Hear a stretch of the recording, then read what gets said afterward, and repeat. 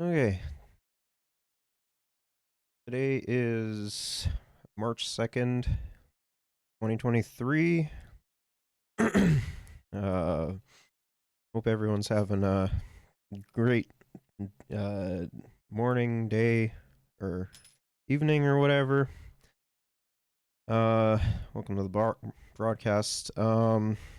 So we should probably talk about like what the hell has been going on at the federal level, because like, bro, things have just been wild since I've been gone. Like we have conservatives literally sitting with like fucking Nazis. We have the liberals not fucking doing an inquiry to the allegations of foreign interference. Th- Stuff has just been going crazy, man. So yeah, we need to talk about it. So I guess we'll start off with the uh the conservative side of shit. Uh so for those who don't know, um conservative MPs sat down with, what the hell was her name again? Christine Anderson, who is the far right leader of one of the German parties. Um so yeah, I guess we'll just start with that then. I think the Conservative Party of Canada owes some explanations to Canadians. Earlier this week, 3 Conservative MPs posed for a picture with a highly controversial figure from Germany's far right. Colin Carey, Leslyn Lewis, and Dean Allison met Christine Anderson from the Alternative for Germany party. Mr. Trudeau, you are a disgrace for any democracy. Anderson said Trudeau shouldn't be allowed to speak when he attended the European Parliament, where she sits as a member. But more problematic, her party's views on immigrants and gay people, its support for Vladimir Putin, and perhaps above all, its tendency to downplay Germany's Nazi past and the Holocaust. Yeah, like it's fucking wild to me. Like, she's been like very like anti-vax and and like, thinks that like Justin Trudeau's like a fucking dictator. And like if he is a dictator, he's doing a fucking terrible job. I'll say that much right now. But like well, and like, it's not I don't think he has the smarts to be a dictator anyways. Um but when it comes down to everything, like, she's been very supportive of Pierre Polyev and whatnot. So yeah, she's like insanely fucking terrible, man. Office for the Protection of the Constitution declared the AFD to be a potential threat to the Constitution and put it under surveillance observation. Conservative leader Pierre Poilievre issued this statement. The MPs were not aware of the visiting member of the European Parliament's opinions, and they regret meeting with him, he said. Frankly, it would be better if Anderson never visited Canada in the first place. She and her hateful racist views are not welcome here. The Prime Minister says it's part of a pattern. Consistently, we see Conservative parliamentarians and people who should know better associating themselves with. Like, the funny thing about this is that they literally don't know any better. Like, this is literally just standard conservative procedure. And like expecting better out of the Conservative Party is just insane. Like, it's not gonna fucking happen. Because like we've already seen who they side with, who they support, as well as like, who they fucking march with for like protests and whatever. Like it's ridiculous. Like you know, Pierre Polyev has led fucking uh, like far right individuals during the convoy to, you know, like walking with them and whatever. He's met Pat King and like was all chummy with him. You know, there was yeah,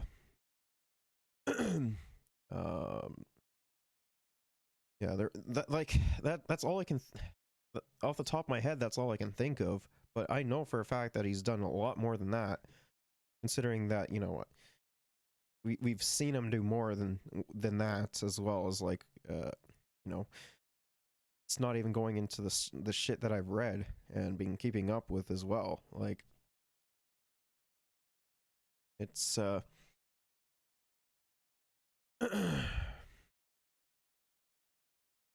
with folks responsible for a particularly vile level of rhetoric and hatred, and their answer is all the same: oh, we didn't know. Well, first, these are friends of mine. These are people I served with.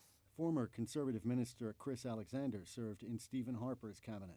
It was surprising for me to see them sitting with a representative of a German political party. Is it really surprising though? Like, they've been like purely like they're not even trying to hide it anymore. Like, they're trying so hard to do damage control, which is really funny because it's not really working for them. And the stuff that they are doing, like the damage control that they are doing, like, just doesn't work. And then like the conservative MPs or even like supporters, like the moderates, pretend like it didn't even happen, which is like standard procedure. And the like hoorah Pierre supporters are like, oh well, you know, that's you know, it just didn't happen. Like, you know, you're just full of yourself, which is ridiculous, right? Oh yeah. That espouses It's not surprising. all the populist extremist positions that we should be avoiding at this time. Christine Anderson is speaking tonight in Montreal before heading back to Europe after a tour that certainly made waves in Canada. Evan Dyers. Like, honestly, I don't think she should be welcomed here. Like, there's no way that she should, right? Like, sorry, it's the reality. You know, if they want to, you know, try and pull that stuff in Germany with their more left-leaning population and current government, then by all means they can try and do that all they want, but I don't think here should be the place that they do it. If anywhere. CBC News, Ottawa. So, unsurprisingly, the media hasn't really been talking about it, and like, really the only place where, you know, I've actually seen people talk about it is on like Twitter or TikTok or whatever, because like they're clearly just trying to sweep it under the rug, being like, oh, it's not a big deal, despite the fact, you know, these are the people that we support. Like, it's ridiculous.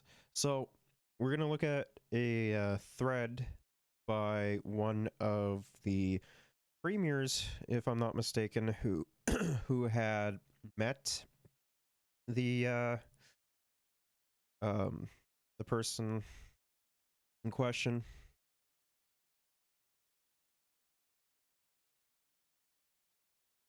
Earlier this week, Conservative premiers Leslyn Lewis, Colin Carey, and Dean Allison met with Christine Anderson, a member of the dangerous far-right German ADF party. Which, for full context, if I'm not mistaken, I think the ADF's or the ADF party was the party that Angela Merkel was in charge of. Like, this is just like ridiculous, right? ADF founder Alexander Hilland has talked of far right or of fighting in invasion of foreigners. So basically, like immigrants, like literally anyone that's like literally anyone that's like an immigrant, you're gonna have to like deport them or like kill them or whatever the fuck they're wanting to do, which is ridiculous. And trivialize the devastating impacts of the Nazi dictatorship and the Holocaust, which is unsurprising. It's what literally every single fucking fascist does.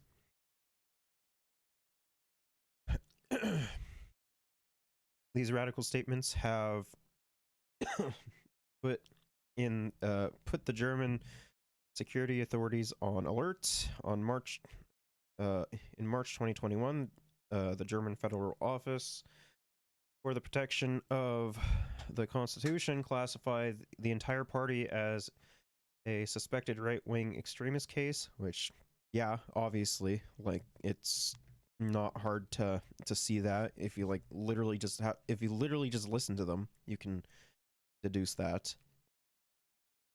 At a speech in Calgary earlier this week, Anderson encouraged attendees to fight the democracy illusion while equating health requirements with dictatorship, which was like incredible. Like it was terrible, right? Like it's not even the same thing. Like literally everywhere did it. Even like the free nation of the US did it as well underneath like Donald Trump, right?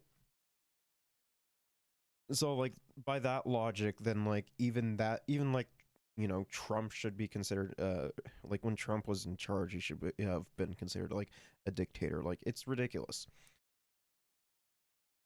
Like these people are so stupid.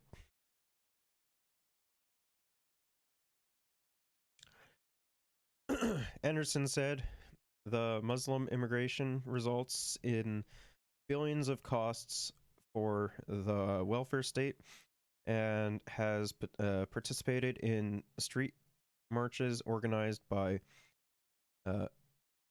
Pegida, a xenophobic organization described as a far-right anti-immigrant street movement.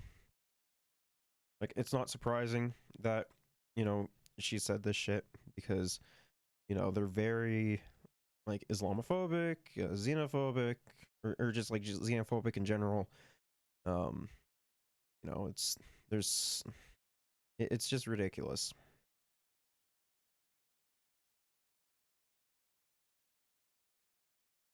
Oh, it's probably from the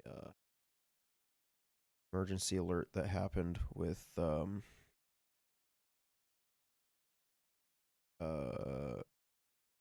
Alberta, because I know that they got like 10 false emergency alerts the other day.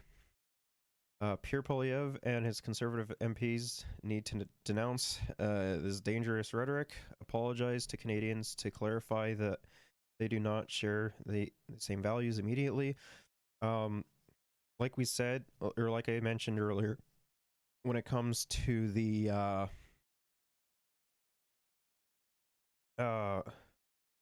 like the damage control and everything that they're doing,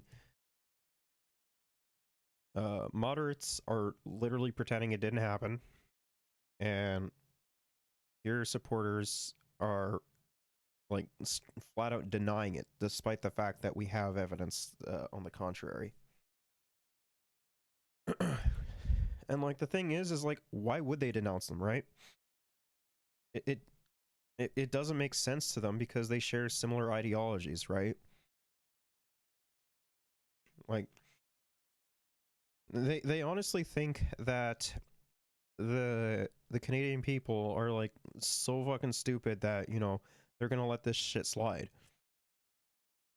Like it's ridiculous. Conservative MP Colin Carey says he was not aware of the far right views of the of the EU politician he met with, but had no problem referencing her last year in the House of Commons in a House of Commons speech. A Canadian Prime Minister last week was admonished and condemned in Brussels at the European Parliament for headlines around the world. The PM was called out for engaging in a dictatorship of the worst kind by EU parliamentarians who warned us about the path of our country and how the Prime Minister handled the truckers in the Emergency Act. So it's not surprising. It's just like business as usual, I guess, to put it in a way that a lot of people would understand. You know, it's just business as usual. Like, this is just regular shit that the Conservatives do.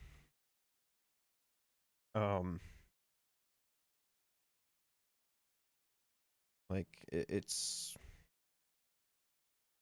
Pierre Poilievre is spending a lot of political capital right now, trying to distance himself from the far-right EU parliamentarian Christine Anderson, but according to her, they have spoken a few times, and he seems like a very decent guy. Hi, Jonathan Bradley, Western Standard. My question for you is, one politician who's been pretty vocal about standing up for freedom in Canada lately is Conservative leader Pierre Poilievre. What is your opinion on Poilievre?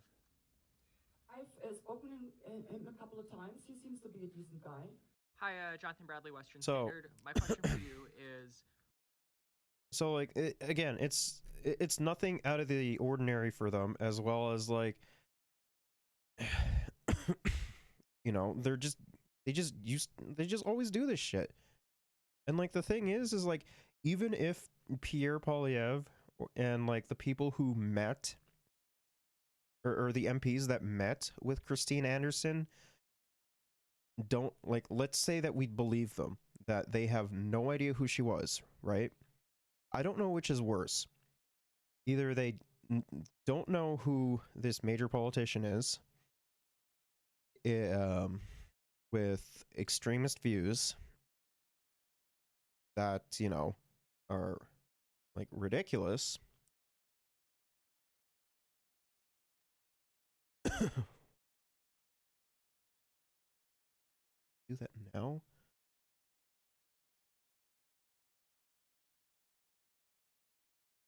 But yeah, I don't know which is worse, you know, not knowing this politician who has extremist views and, you know, I've met with them multiple times, or like a good couple times, right? Or knowing who they are and, like, trying to do damage control, like, really, really poorly.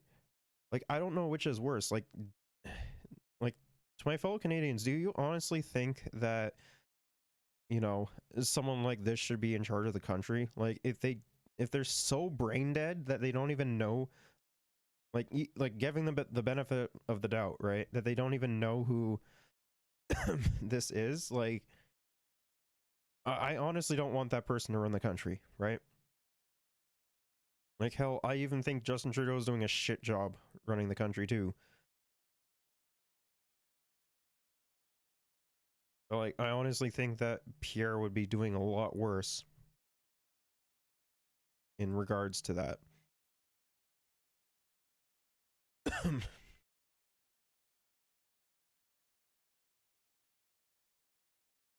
Conservatives on Facebook are in full denial, saying that Pierre Poilievre's disavowing Christine Anderson's dinner with his MPs is fake news, because he would never do that, and there is no paper trail of his statement. And Brian Lily is lying about that, really. I have appreciated some of Brian Lilly's speech pieces. However, it took me not 5 minutes to search these three MPs' profiles and Pierre's, only to see absolutely nothing posted about this. He has provided zero sources. If it's a statement, where is it? He's not posted any evidence. I'm all for questioning motives at this point, but the one, it appears we should be questioning his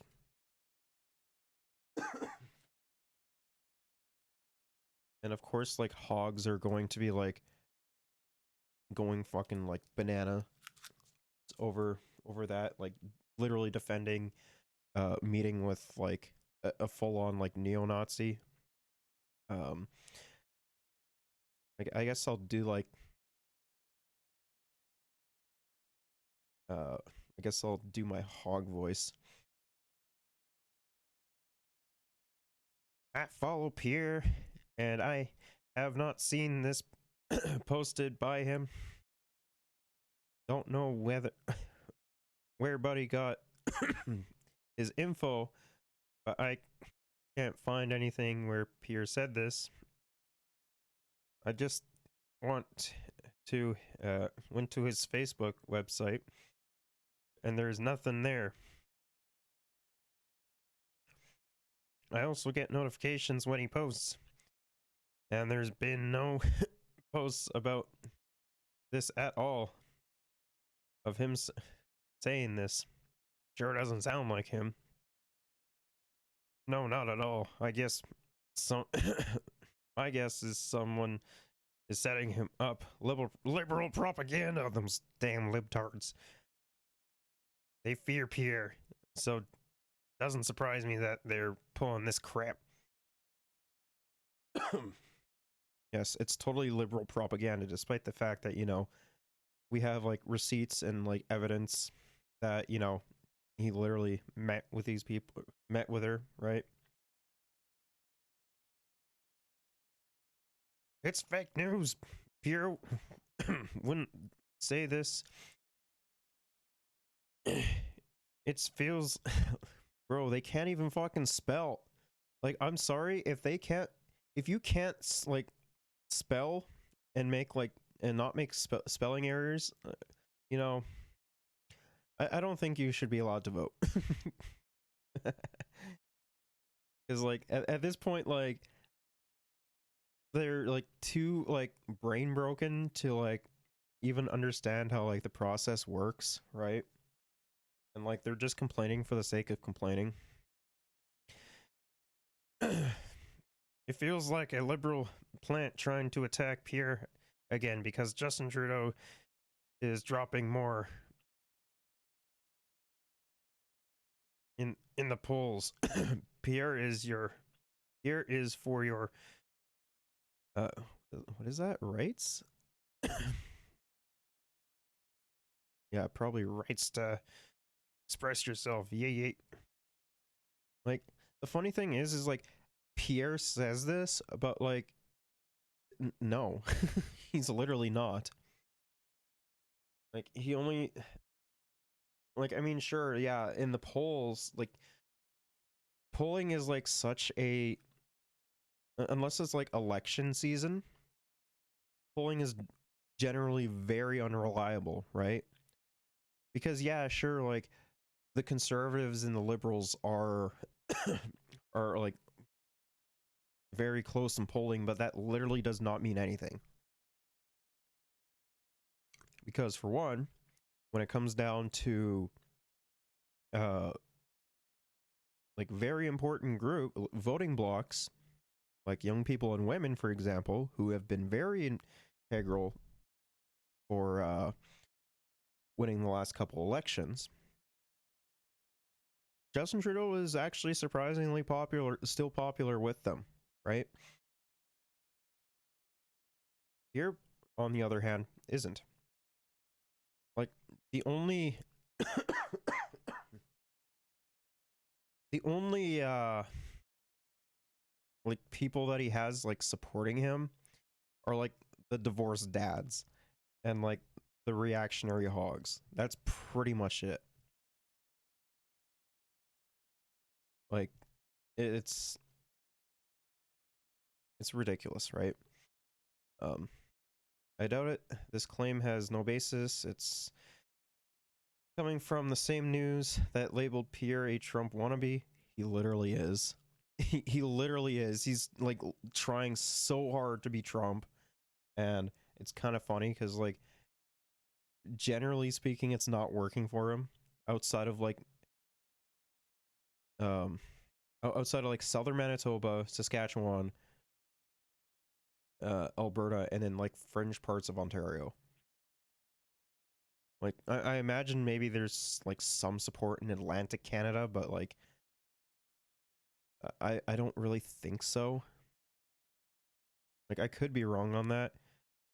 But like most of his support is in Manitoba. Like that's not like Winnipeg or Brandon. And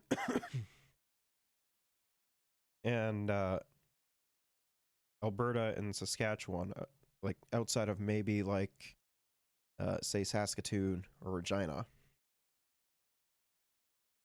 And like even in Alberta, I'm not even too sure if he's too terribly popular in like say Edmonton or Calgary, right? Like it's just silly.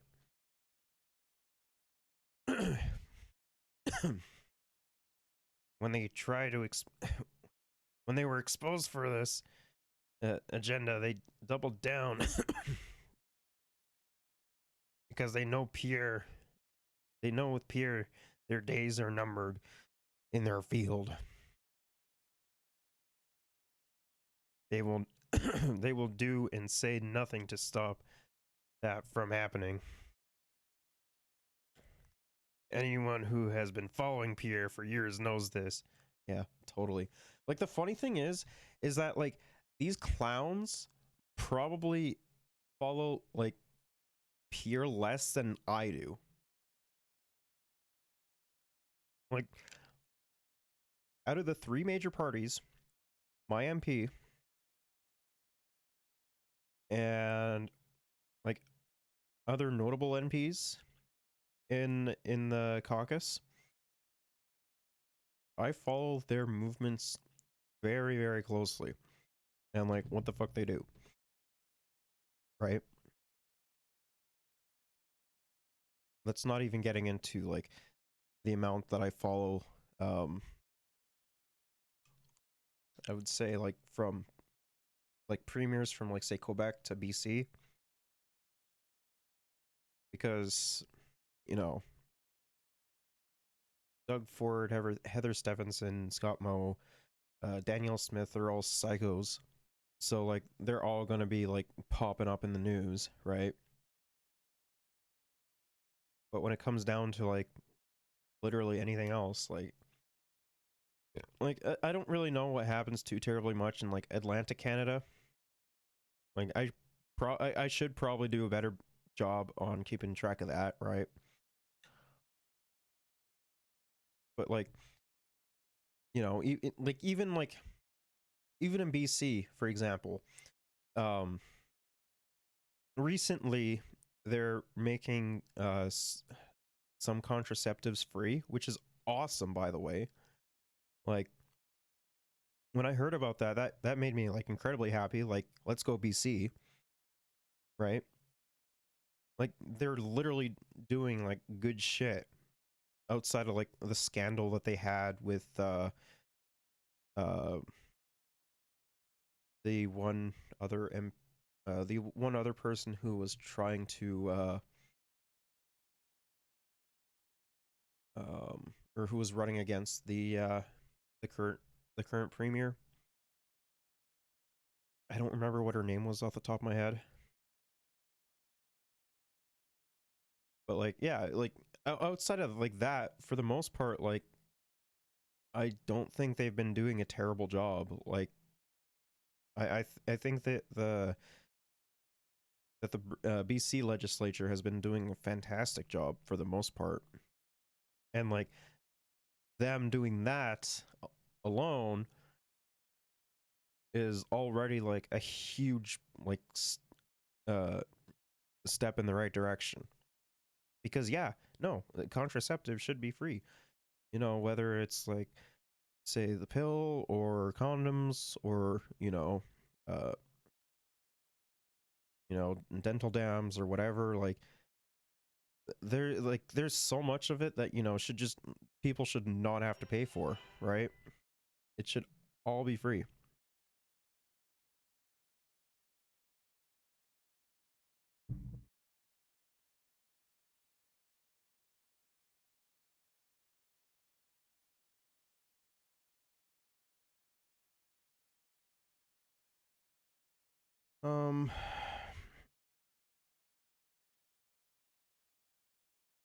But yeah, no, I honestly don't think these clowns follow like politics outside of like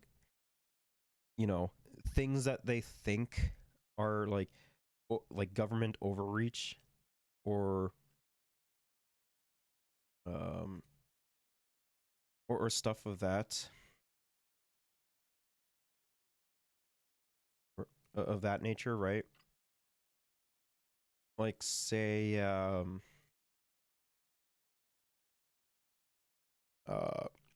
the Emergencies Act inquiry. Like I honestly don't think that literally anyone that posted on this post kept up with any of that outside of like maybe the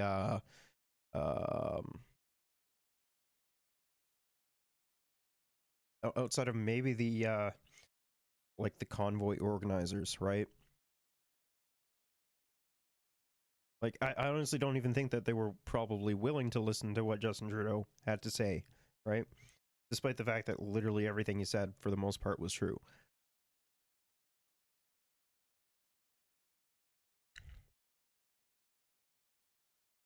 Oh, why is that here? So for those who don't know, we're going to go over a little video on who Pierre associated himself with. Pierre Poilievre is denouncing some of his conservative MPs for meeting with a far-right German politician. And honestly, this is a fantastic thing. But it's a Frank Dominic video, so you know what's coming. Yep. So this German leader has come to Canada in order to have a Canadian tour in support of the Freedom Convoy movement. You know, the one that Pierre supported. Pierre says that his MPs were and like it heavily fell off after the initial one.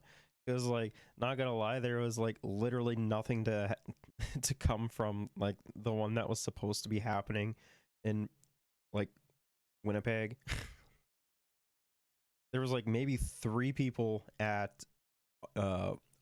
from in Ottawa, and then like to my knowledge, I think like due to like the weather out in Winnipeg, because like the weather in Winnipeg gets pretty bad, right?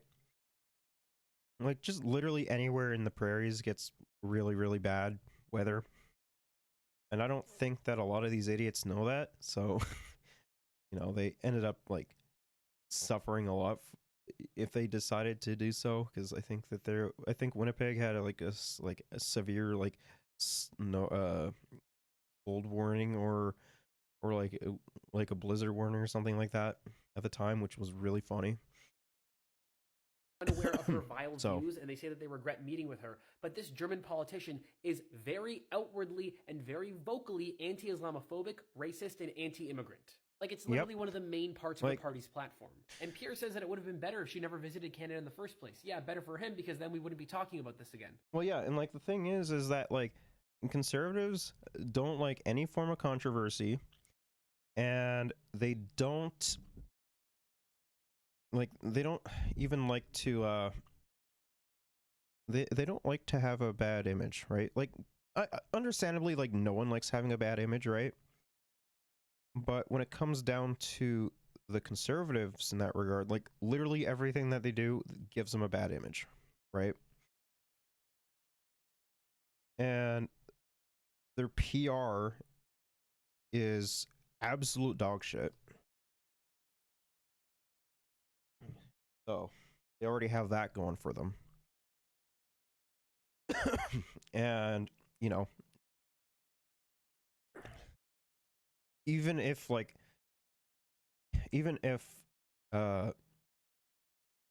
Christine Anderson didn't come to Canada, like, there probably would have been some other fucking controversy that happened anyways, right? Like, it's just there is 100% like something else that would have came up, right? For reference, this is one of the 2 European politicians who called out Trudeau last year when the Conservatives and the Freedom Convoy people were like, "Oh my God, look, Europeans hate Trudeau!" So, you know, good company. Yeah, but it's too late for totally. Pierre to denounce these people. Here is Pierre with the leader of an alt-right group who later threatened to assault his wife. King, Here's Pierre shaking right? hands with somebody wearing a Justin Castro t-shirt. And here was Pierre leading a march of alt-right leaders of a convoy. Yep. Pierre, you've already associated yourself with white nationalists and racists. It's too late to go back now. Yeah, it's really funny, right? Like, literally, like he literally, like, you know, was in full support and met, like, you know, people that wanted to kill, like, his wife, you know, and so on and so forth. Like, it's like, you can't really, you know, turn back the tables and do damage control when, you know, that's the people you're meeting with, right? And, like, the funny thing is like, I don't think Christine Anderson is going to be the last one that he's going to meet with. Like, you already know for a fact that there's going to be more. Like, it's there is going to 100% be there is going to 100% be other, like, say, white nationalists or racist or whatever the fuck he's going to meet with, right? It's just going to be like another fucking thing that will inevitably cover on the broadcast. So Christine Anderson dismisses Pierre's claims. Conservative MPs were not aware of her political views. Oh.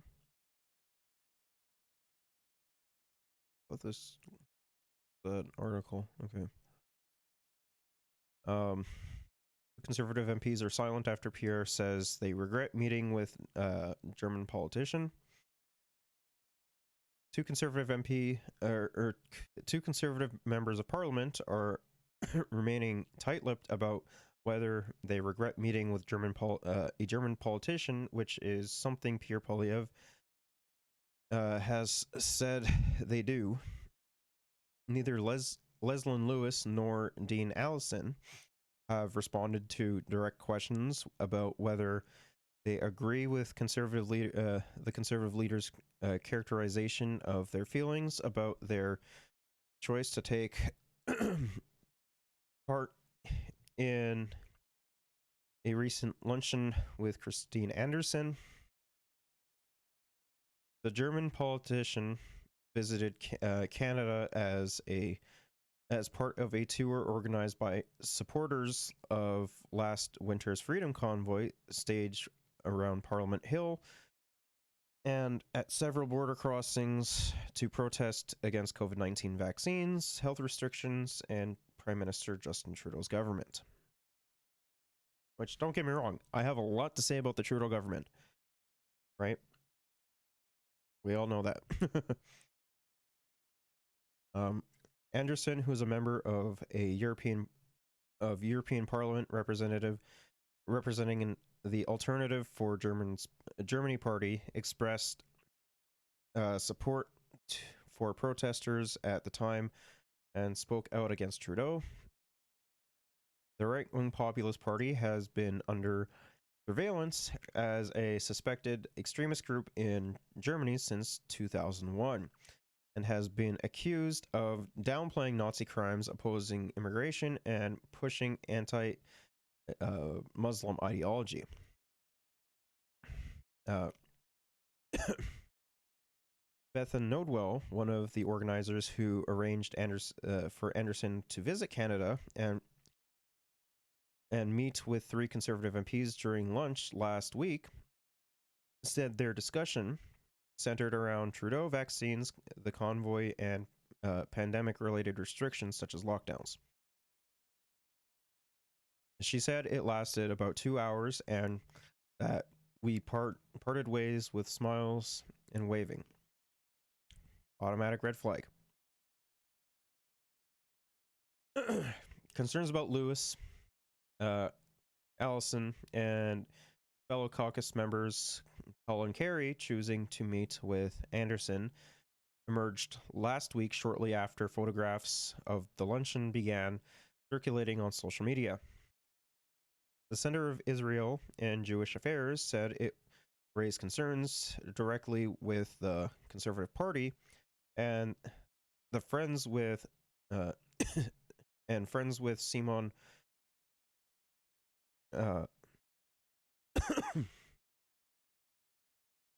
Mosley Center also condemned the meeting. Both groups said it was deeply concerning and troubling that elected leaders in Canada have met with Anderson and her party espouses Islamophobic and hateful views. Poilievre's office responded by releasing a statement from the official opposition leader saying it would have been better if Anderson never visited Canada and that his MPs were unaware of her opinions and meeting with her. Which, we already know that that's not the case for some. And being generous to them, they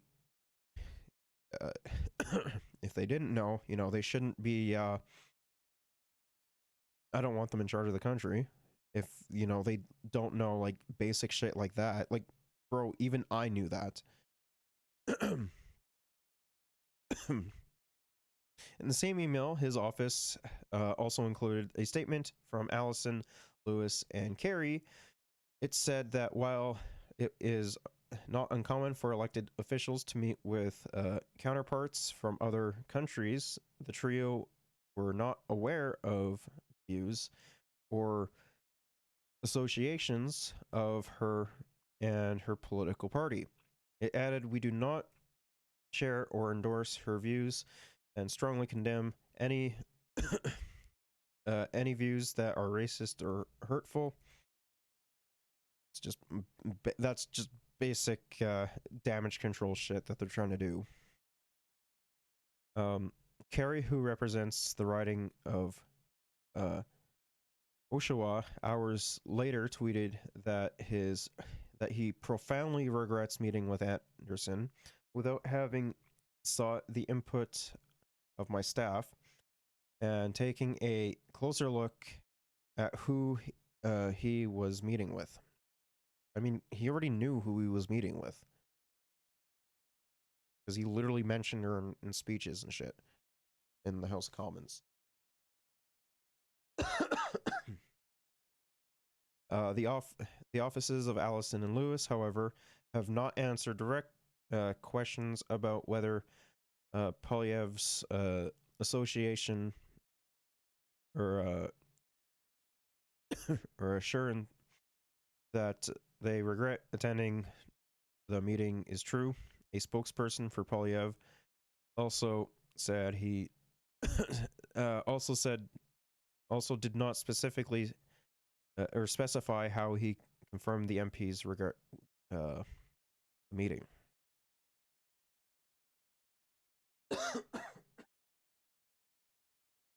A staffer in Lewis's office provided a statement to the Canadian press on Monday, where the MP reiterates how her job requires to meet with foreign officials quite frequently and often do not share the same views of those officials or their parties. Which, like, the thing is like, I don't even think this is true. Like, to my knowledge, like, it's very uncommon for like any MP to meet with any foreign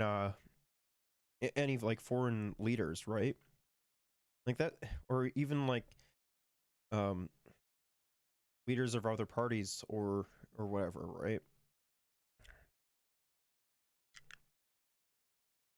Because like if that was the case, we would be hearing a lot more stories about that, or about stuff like this, like whether it be good or bad, right? Like, say, I don't know, some members of caucus meeting with the Labour Party in like the UK, which for yes is dog shit, right? But you know, you just don't hear about that, because like it just flat out like doesn't happen.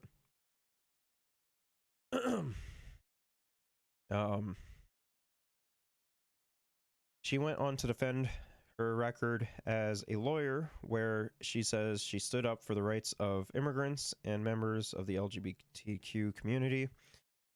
That feels like a big fucking lie.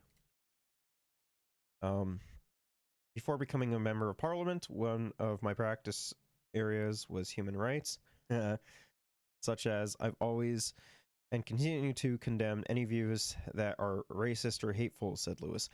Then you would literally know about Anderson. Like, come on, bro. Like, if you didn't know about Christine Anderson, like, you know, if you didn't know about Christine Anderson, you did a pretty terrible job about, you know, doing your job for what you claim to have practiced, right? As an immigrant to Canada myself, I am blessed to have grown up here in Canada and have seen firsthand the vital role that immigration plays, both to us and Canadians and to those seeking to build a better life. Lewis also took to social media last week following an interview with the Toronto Star to say she rejects criticism coming from Trudeau over her meeting with Anderson, pointing to how during the 2019 federal election he was discovered to have worn brown and blackface several times before entering politics. After that news came out, Trudeau apologized and on the campaign trail, which, yeah, like he did, and like I don't think I was covering like I don't think I was covering like news and shit back then, but like I criticized the hell out of him still. And like people still criticize him for that. Like, what?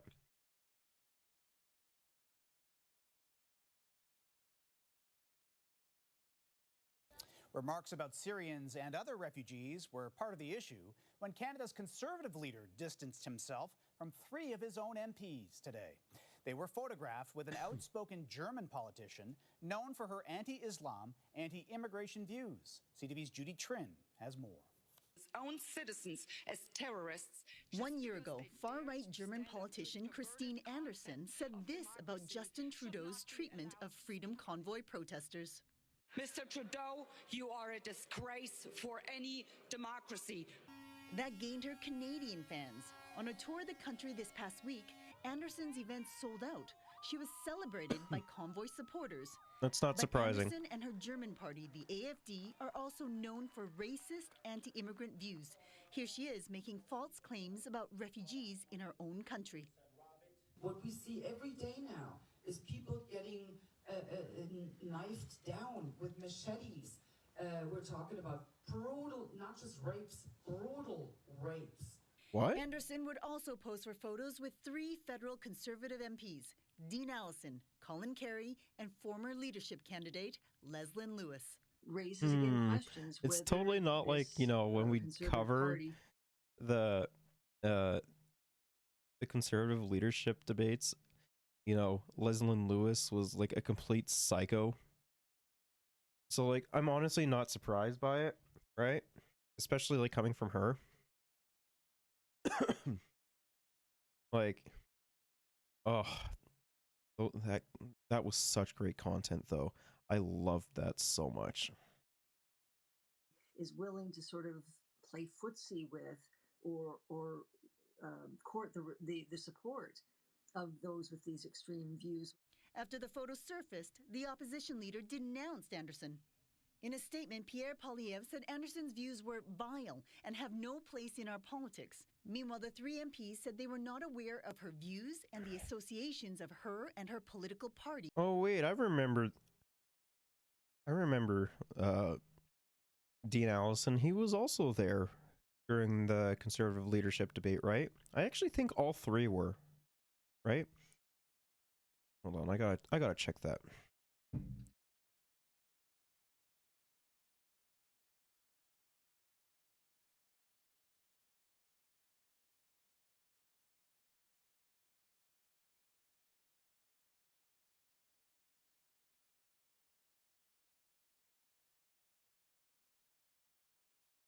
Was all there again.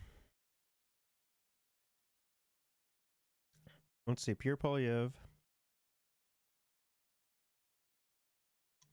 Leslyn Lewis. Oh no, I thought Dean Allison and Colin Carey were part of it.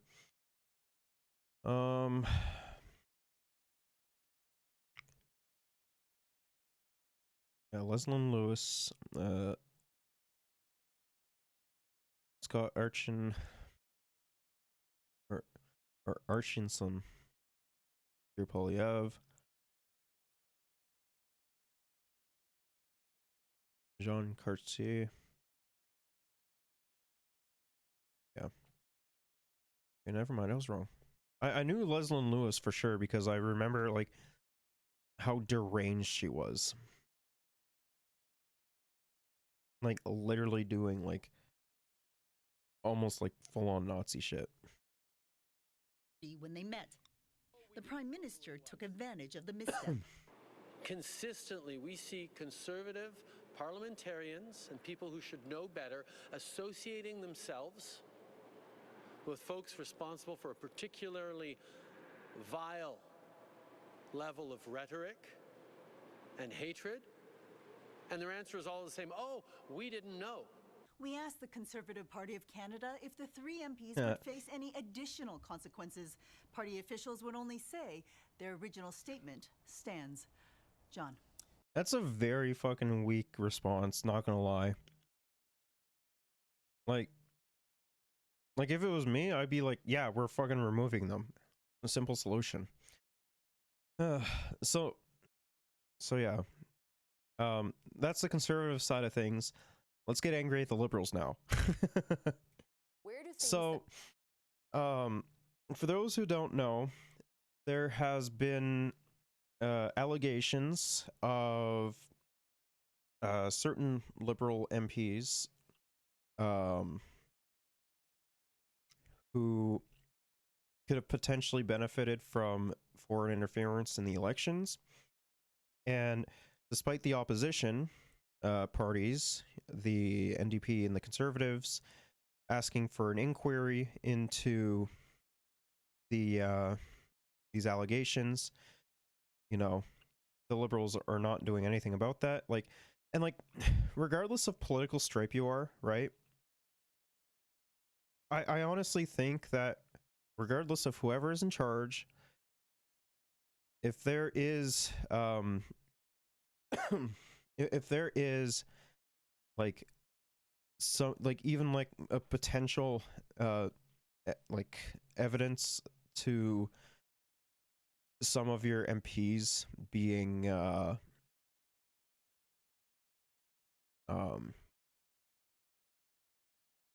having benefited from foreign interference, you should definitely look into that and get to the bottom of it. And the thing that's really annoying and pissing me off about it is Justin Trudeau's literally doing nothing about it. Like, he's putting his hands up and being like, yeah, no, nothing happened, and we're not going to be doing an inquiry into it, right?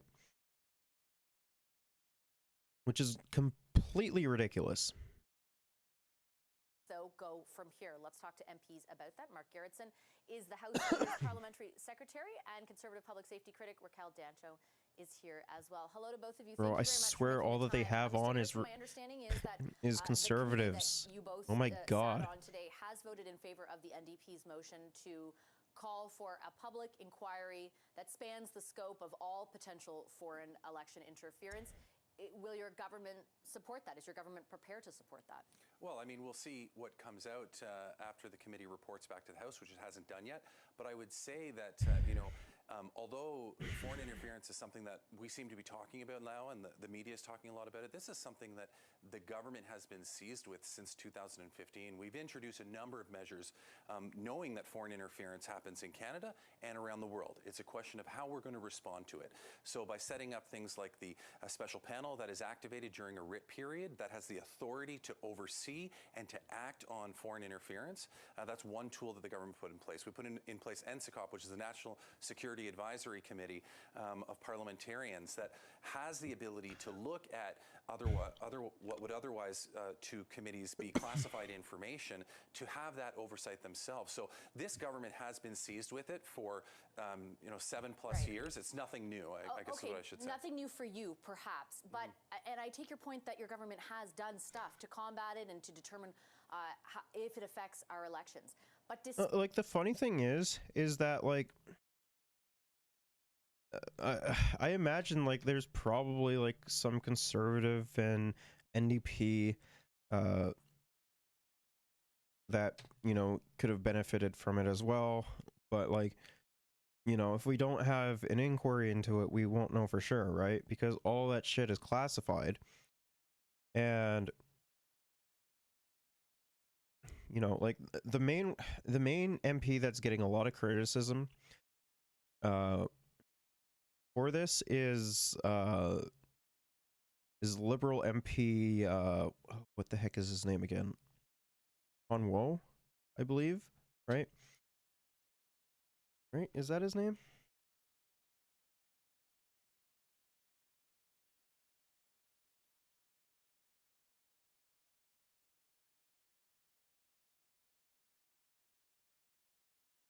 I could be wrong on that. I don't remember his name off the top of my head, but I know that he's been getting like a lot of flack for it, like, and like having like a lot of accusations against him being Chinese Canadian and whatever. Like the thing is like when it comes down to that, there have been like allegedly there has been some reports of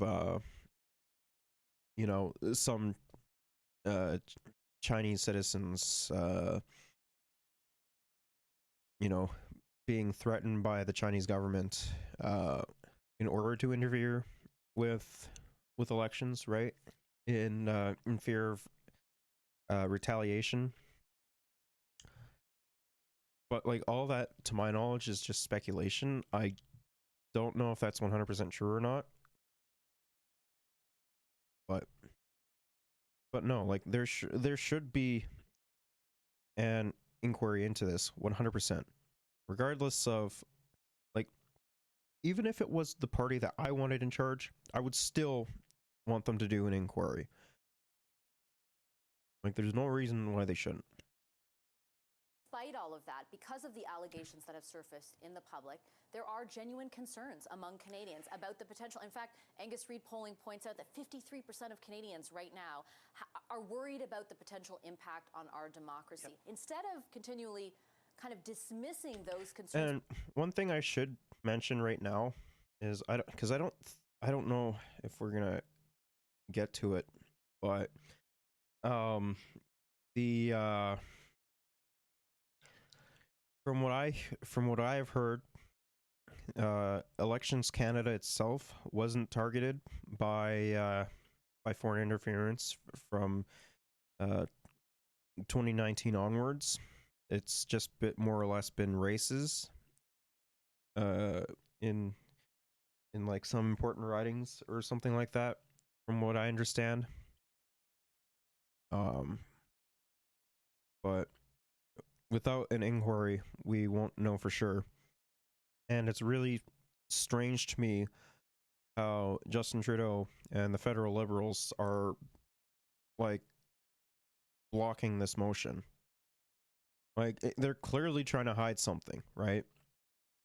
And the fact that they're not wanting to do an inquiry into it is, it should be a little bit alarming to like literally anyone.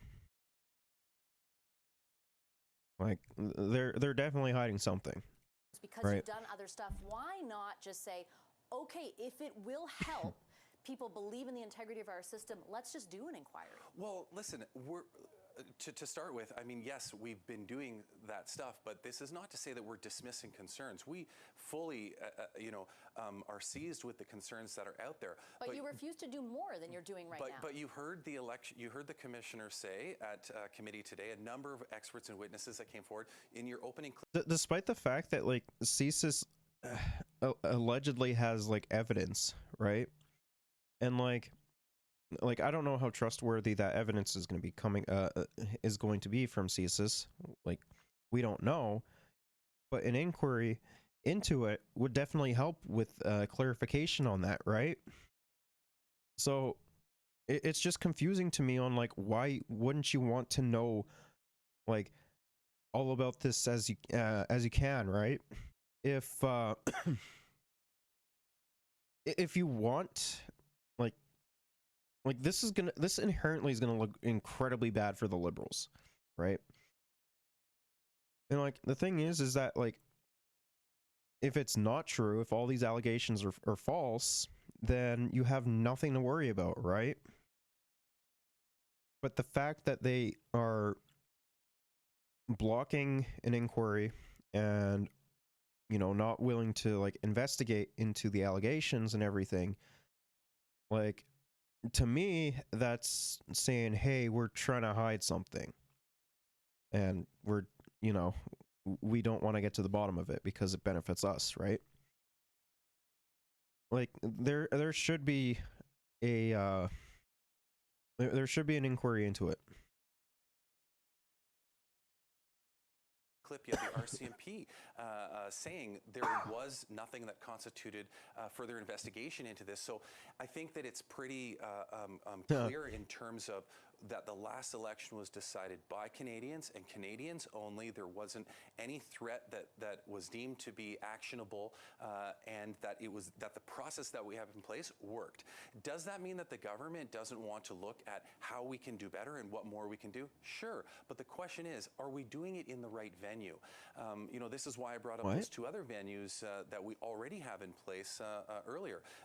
We have venues in place to properly study and analyze in an environment where we can respect the confidentiality of the information that we have to look at. And so this is what it really comes down to, is that do we do this in a venue that won't give that access, or do we do it in a venue that is actually designed to do this? Ms. Dancho, we heard today from the head of CSIS, Canada's spy agency, who said, and I'll circle back to some of Mr. Gerritsen points in a second, but we heard from David Vigneault, who confirmed essentially what the site panel had asserted in 2019 and 2021, that the outcome of the election was not impacted. If the head of Canada's spy agency is saying that, and of course it's their intelligence that we are all reacting to through the Globe and Mail's reporting, then why would an inquiry still be necessary? I think certainly we saw from the leaked CSIS documents that was reported by the Globe and Mail a few weeks ago that there were significant impacts on several seats held by Conservatives that were then lost to Liberal candidates. And so I think it's important that the public be made aware of the details of those allegations and the impact that they had on Conservative seats. Again, the CSIS report said that there was a strategic effort by Beijing to support a Liberal minority win and a defeat of Conservative candidates. Quite a serious... Like, when it comes down to, like, the whole like Liberal minority win and everything, I don't necessarily know if I buy that, because like to my knowledge the allegations that are coming out are only like against like 2, maybe 3 candidates, right? So like it wouldn't have really mattered anyways. But like I do agree that we should be looking into it, absolutely. But like for me, it just seems like she's whining that her party didn't form a minority. and like lost to Liberals. But like if CSIS itself is saying, oh, hey, we didn't like it wouldn't have mattered, or it wouldn't have changed the outcome of the election either way, for like the 2019 and the 2021 elections, like you know, it wouldn't really have mattered.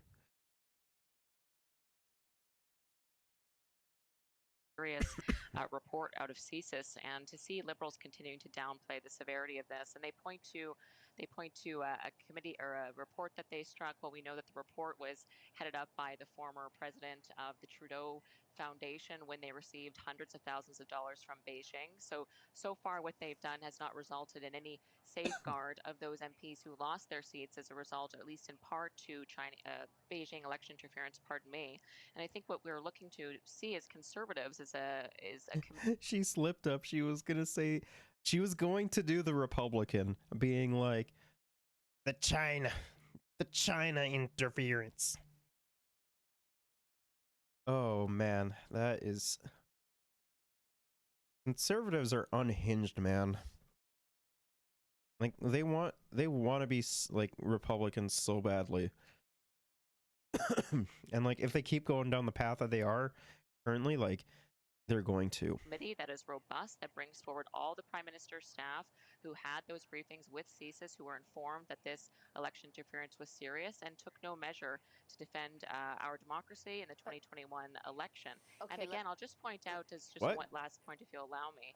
The Conservative Party Yeah, for reached out to that task force that Mr. Gerritsen outlined, pleading for support as they saw these impacts happening on the ground in Conservative-held ridings. If I remember correctly, I believe it was because they knew that they were going to lose and they wanted like a scapegoat, right? Because we already knew that either way, Liberals were going to form a minority government anyways. You know, like it just wouldn't have made too much sense to switch over to new government, considering that during the pandemic, for the most part, the Liberals have done a fairly good job. Like post-COVID, not so much. Like they, like say, paying back CERB, for example. Like that. There's no reason that people who, you know, lost their job should have to pay back CERB. Due to COVID.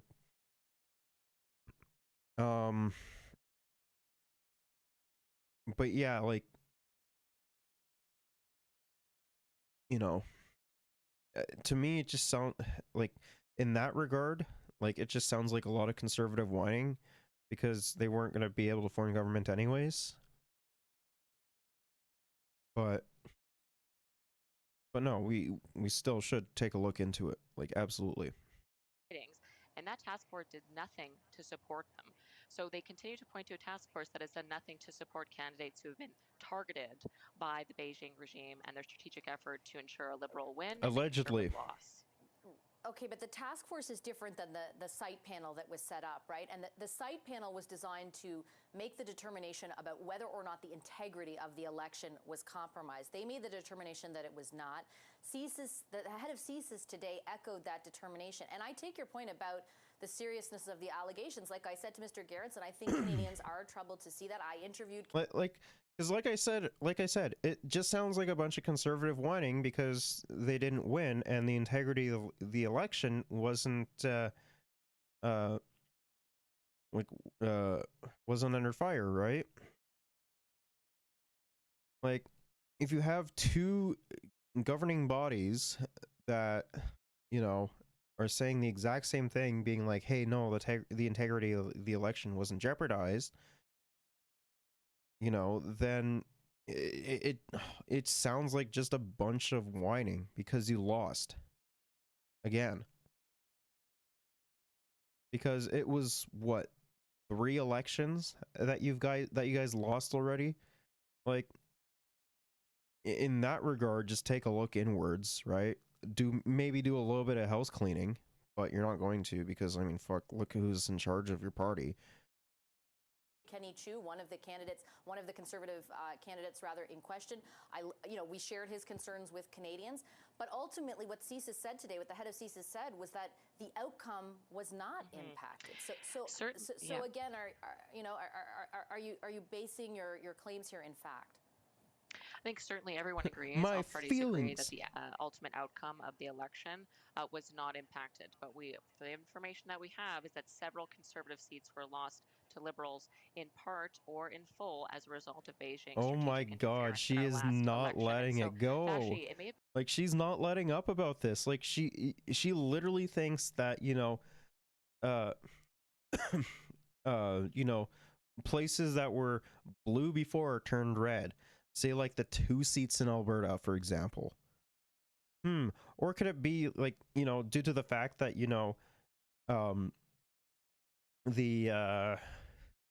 those municipalities were just getting sick and tired of, conservatives fucking them over, and they decided to vote a different way? No, no, it can't be that, right? in a handful of seats this time, but there are circumstances where a difference between a majority government and a minority government is about a handful of seats. So I think we need to see serious efforts by the Prime Minister and the Liberal government that they're taking this seriously. They stop downplaying it. They take serious action. I'll outline that no one has been arrested for this. No one has been charged for this. And I asked the director, the RCMP today, what would there need to be? Who the fuck are we going to arrest? Like, we would need an inquiry for that first. Like, you can't just like throw handcuffs on like whoever you think is like conspiring against you. Like, that's not how that works. Like, if it was in America, maybe, but like not here. Like, what? That's just something you can't do. Be legislative changes made so that charges could be laid. And he said that could be another tool in the toolbox, and yet we've seen no effort from the Prime Minister or the Minister of Public Safety. But like, to my knowledge, that's like the last option, right? Like, there's no shot that they would just do that out of the blue. Like, when it comes down to that, they need like some form of evidence, right? Safety to bring in criminal code changes so that the evidence that they've gathered and charges can be laid and pursued. And so I think that's concerning. We've also seen the same, if I can just end here, those 4 police stations that are operating illegally in Canada from Beijing that are used to terrorize Chinese Canadians for speaking up against the Beijing regime. No arrests have been made there. So how seriously is the Prime Minister taking this? If no one has been I mean, again, to my knowledge, I think that stuff, or I believe that was just allegations. Like, if I'm not mistaken, I think we covered it, and like, it was just allegations. Like, like even if it was true, like, yeah, that there should be some action taken there, right? But it's it's not like we don't interfere in other elections or other countries' elections, right?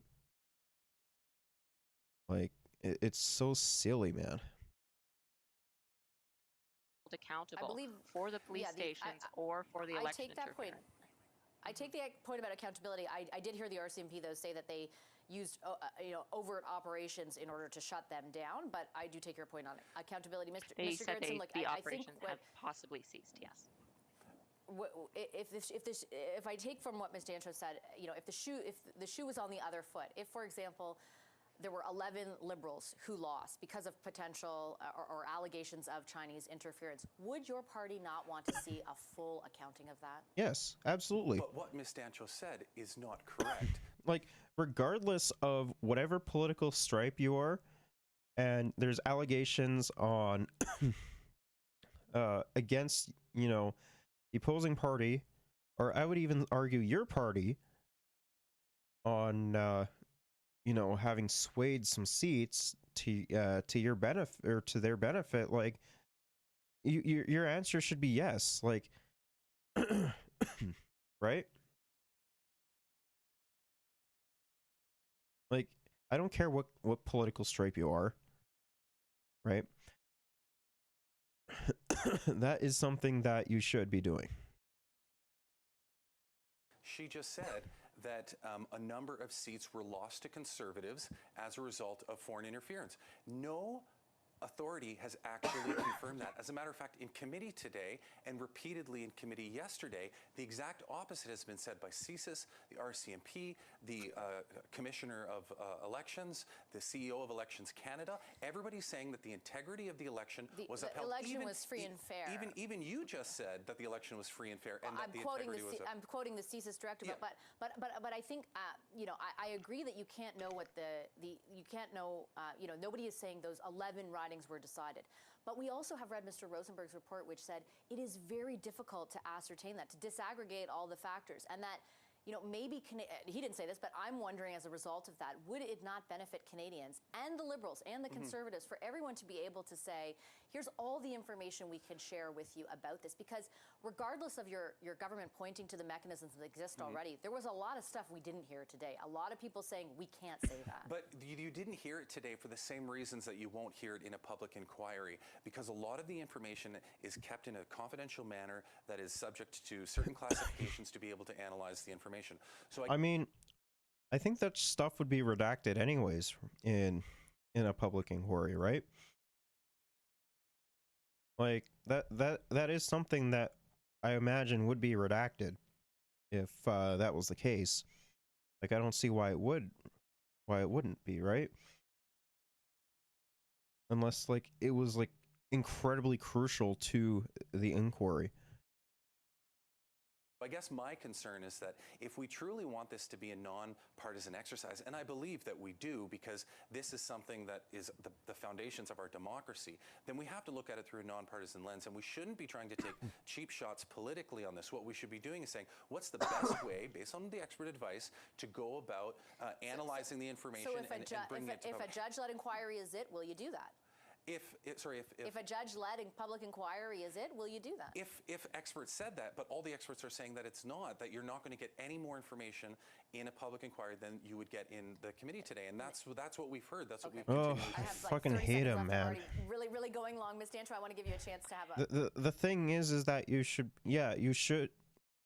regardless, you should be doing it, right? Just for like full transparency reasons alone. Because like the fact that you're not willing to do so, it just shows that you're trying to hide something. Like it's so infuriating. A final word, if you don't mind, on that point. Look, it is true. We did hear from Jody Thomas. She's not going to be able to say more in a public inquiry than she would here. It sounds like the preference for a venue would be that committee made up of MPs who are kind of sworn to secrecy, who have a higher level of access to classified information. Would your party be open to an inquiry happening there? No, I think we need to have sunlight on this. Canadians deserve to know the truth about this. And ultimately, our hard line as Conservatives is that any lead of the Commission needs to be agreed to in all parties. No longer can we have Liberal insiders who were heading up the Trudeau Foundation when they received hundreds of thousands of dollars from Beijing. That we need to have an independent, nonpartisan lead of that. And yet we're not seeing agreement from the Liberals or the NDP who are supporting them in this. Also, I will say, Vash, just to conclude, that an inquiry could take years for Canadians to get answers. We need answers today as well, and that's why Conservatives are pushing so hard at committee to ensure that all Prime Minister's Office staff that were in briefings with CSIS and others be brought to committee to answer to Canadians what they heard, when they learned, and why they didn't act on it.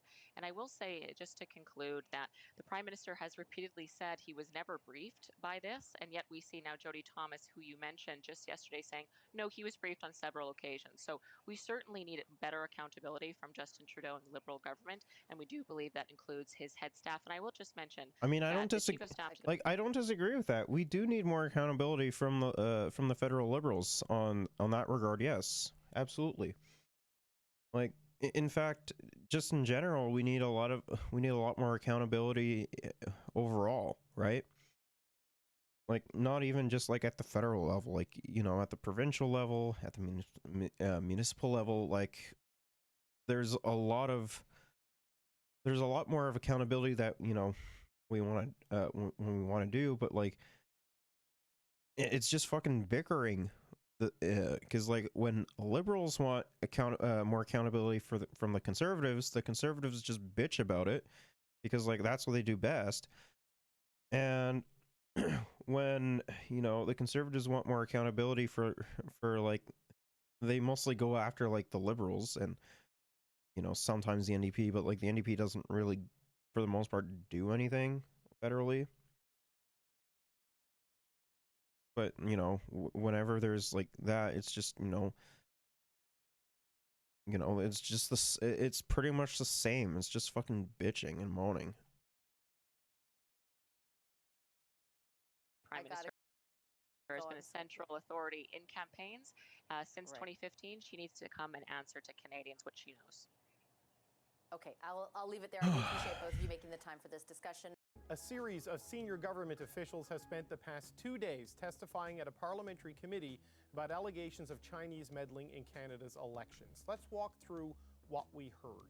First today, the Commissioner of Canada's Elections says her office is looking into reports of foreign interference. This review is ongoing as I speak to determine whether there's any tangible evidence of wrongdoing under the Canada Elections Act. So much of this controversy is fueled by leaks connected to the Canadian Security Intelligence Service. Well, today, the head of CSIS said foreign interference did not affect the outcome of the last 2 elections. And he confirmed that CSIS is investigating who leaked the intel to the media, saying those leaks are damaging to national security. The bread and butter of an intelligence organization is our ability to collect secrets and keep secrets. When that ability is threatened, it undermines the confidence of our partners domestically and internationally. Meanwhile, the RCMP says in spite of the shocking allegations revealed in these media reports, there are no criminal investigations because the information didn't meet the bar. We did not receive any actionable intelligence that would warrant us to initiate a criminal investigation. And finally, a warning from a senior deputy minister and former advisor to the Prime Minister that allegations based on unconfirmed intelligence should not be taken as fact. Intelligence is not truth. It's not, and it is often inaccurate or partial or incomplete or in fact designed to throw us off our track. Okay, there's a lot to talk about on the show tonight. Let's begin with MPs. As an Ontario Liberal MP who is on the committee, Michael Barrett is the Conservative ethics critic, and Daniel Blakey is the NDP Democratic Reform critic. Thank you all for joining me. Thanks for having us on, David. Mr. Barrett, I'd like to start with you if I could. We've seen a lot of assurances at the committee over the last 2 days from senior officials who have seen all of the intelligence or have access to all of the intelligence, who say that there was no meaningful interference in the election, yet you're persisting on wanting an inquiry. Why not take the word of the people who've seen all of the evidence and are in charge of our national security? I think we've heard from a number of people who agree that there needs to be a deeper look at this. And when we're talking about safeguarding our democratic institutions, I think a full, thorough investigation and providing those answers to Canadians is essential. And we're seeing, frankly, obstruction and obfuscation from the government and from government members, first of all, about what the Prime Minister knew and he's right. And what he did about what he knew, because the revelations that have come... like, I hate to admit it, but he's right. Like, like it's been incredibly strange to see what the Prime Minister has been doing in that regard, and like why he's been not willing to do so, right? Forward about, you know, the actors from, you know, the Beijing's Communist Party interfering in our election. We need more than just assurances by some. when we have assertions by others that this took place. But those assertions, sir, are an incomplete picture based on the testimony we've heard, that they are True. uncorroborated intelligence, they could be incomplete, and the head of CSIS and True. others who see the total picture say that you shouldn't necessarily take these reports at face value. What's your reaction to that? Well, look, what we're not hearing from those individuals is that there shouldn't be investigations and inquiries. What they're describing is that there wasn't a meaningful, or there wasn't a level of interference that rose to a certain threshold that, frankly, Canadians might not agree with that threshold. And we have seen the reports in these stories, and frankly, your colleagues in the media have raised these concerns and presented it in such a way that Canadians deserve credible answers to credible allegations of foreign interference. Like I said, if there's nothing to see here, then certainly we shouldn't be seeing obstruction from government members on having people come before the committee and testify. He's right. Told that the Prime Minister's Chief of Staff, Ms. Telford, was briefed on this, and the government's refusing to let her come. The funny thing is he's literally saying the exact same thing that I said not too terribly long ago, right? Like, yeah, no, like there 100% should be an investigation into it, and like if they have nothing to hide, then they should be willing to go through with it. But since they're not willing to go through with it, that tells me that they're trying to hide something. Ugh. Or to committee, well, why not? Why can't she come and tell Canadians? I just want to bring in Ruby Sahota here if I can. Ms. Sahota, it's not just the Conservatives who are calling for an inquiry here. Jean-Pierre Kingsley has called for one. Richard Fadden has called for one. Jerry Butts has called for one. So I know there are limits on what the public can see because of the national security requirements. But when those kinds of people are calling for a deeper nonpartisan examination, why don't you think the government should give it to them? Well, David, first off, I want to say that, I can understand that Canadians have concerns, and our government and the Liberal members on the Committee of Procedure and House Affairs that's discussing this issue right now take those concerns very seriously. We take foreign interference very seriously. And your question as to whether the thing is if they do take foreign interference like incredibly seriously, then why wouldn't you investigate these allegations then? Like, yeah, sure, the RCMP may have said that it doesn't meet the criminal threshold of it, but you still should be willing to get to the bottom of the allegations, right? Conservatives and others are calling for a public inquiry. I would have to say that they're calling for very different public inquiries. Right now in committee, what we're hearing from the Conservatives is that they're trying to gut the a motion that's been put forward by the NDP to call for a public inquiry by limiting it. What we're hearing from the public is that they're overall concerned about our democratic institutions. And so you've mentioned we've had many witnesses before our committee at PROC, and all of those witnesses, all high-level officials from our security agencies to our deputy ministers, and ministers are also coming forward next week as well. We've been hearing the evidence, and I think we have a lot of great recommendations to put forward to build on the work that our government's already been doing. We've already strengthened our Elections Act. We've taken measures to also strengthen the National Security Act. We have a committee of national. I'm aware of all of that, and I don't mean to interrupt you, but we're so many things that have been done. Nope. And I have to say, the report that's been put out Bro, by she Mr. cut him Rosenberg off. just now, that is He's really playing that's been defense, created man. by our government, so that there is impartial oversight to elections, so that they can look at these things. We have a commissioner that investigates, we have the RCMP, and all of them have said that there is no interference that has risen to the point of actually changing the integrity of our election. So I think that is so important to know. And I understand that, and no one is actually disputing the results of the past election. It's just a question of whether the reaction to this by the government was appropriate, and really what are the changes that need to be made for future elections as this intent. I honestly don't think that the reaction that the government is taking was the correct one, right? Like, why wouldn't you want to know if there was foreign meddling in the elections, right? Like, it seems like that's something that should be a little bit important, right? Intensifies. And so regardless of what is being debated at the committee, because politicians are going to do politics at these things, Yep. there are eminent Canadians who are saying it needs to be taken out of the hands of parliamentarians and put in the hands of another eminent Canadian to lead this. Why are you, the Liberals, so opposed to doing that when there are serious, credible people calling for it who aren't partisan in this at all? Well, we've heard from Jody Thomas yesterday. We've heard from many officials that it's as difficult as it is for us to even get information from many of the questions that we're asking them. It's the. I mean, I think you should have someone who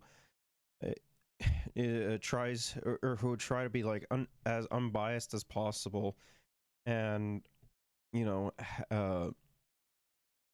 like be like impartial, right? If because like the thing is that the Liberals are only going to show what they want to show, right, and hide the rest of it. So I think it's a little bit important on having a different body who will be impartial to it and won't have a political motive in order to do so, right? Like it seems like that would be like the best thing to do in this situation.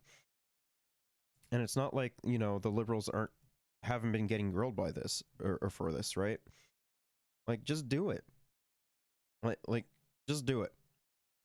Same type of public forum that you would have at a national inquiry. There is sensitive information here that just cannot be revealed through that type of a public forum. Oh my God, they're all the same. Information, right? Justice Rouleau was given secret information, and your government seemed quite content to live with his verdict that the threshold was met on the Emergencies Act. Mhm. Why not a similar process with a former Supreme Court judge or another judge who could have similar security clearance to assess these things and render a verdict?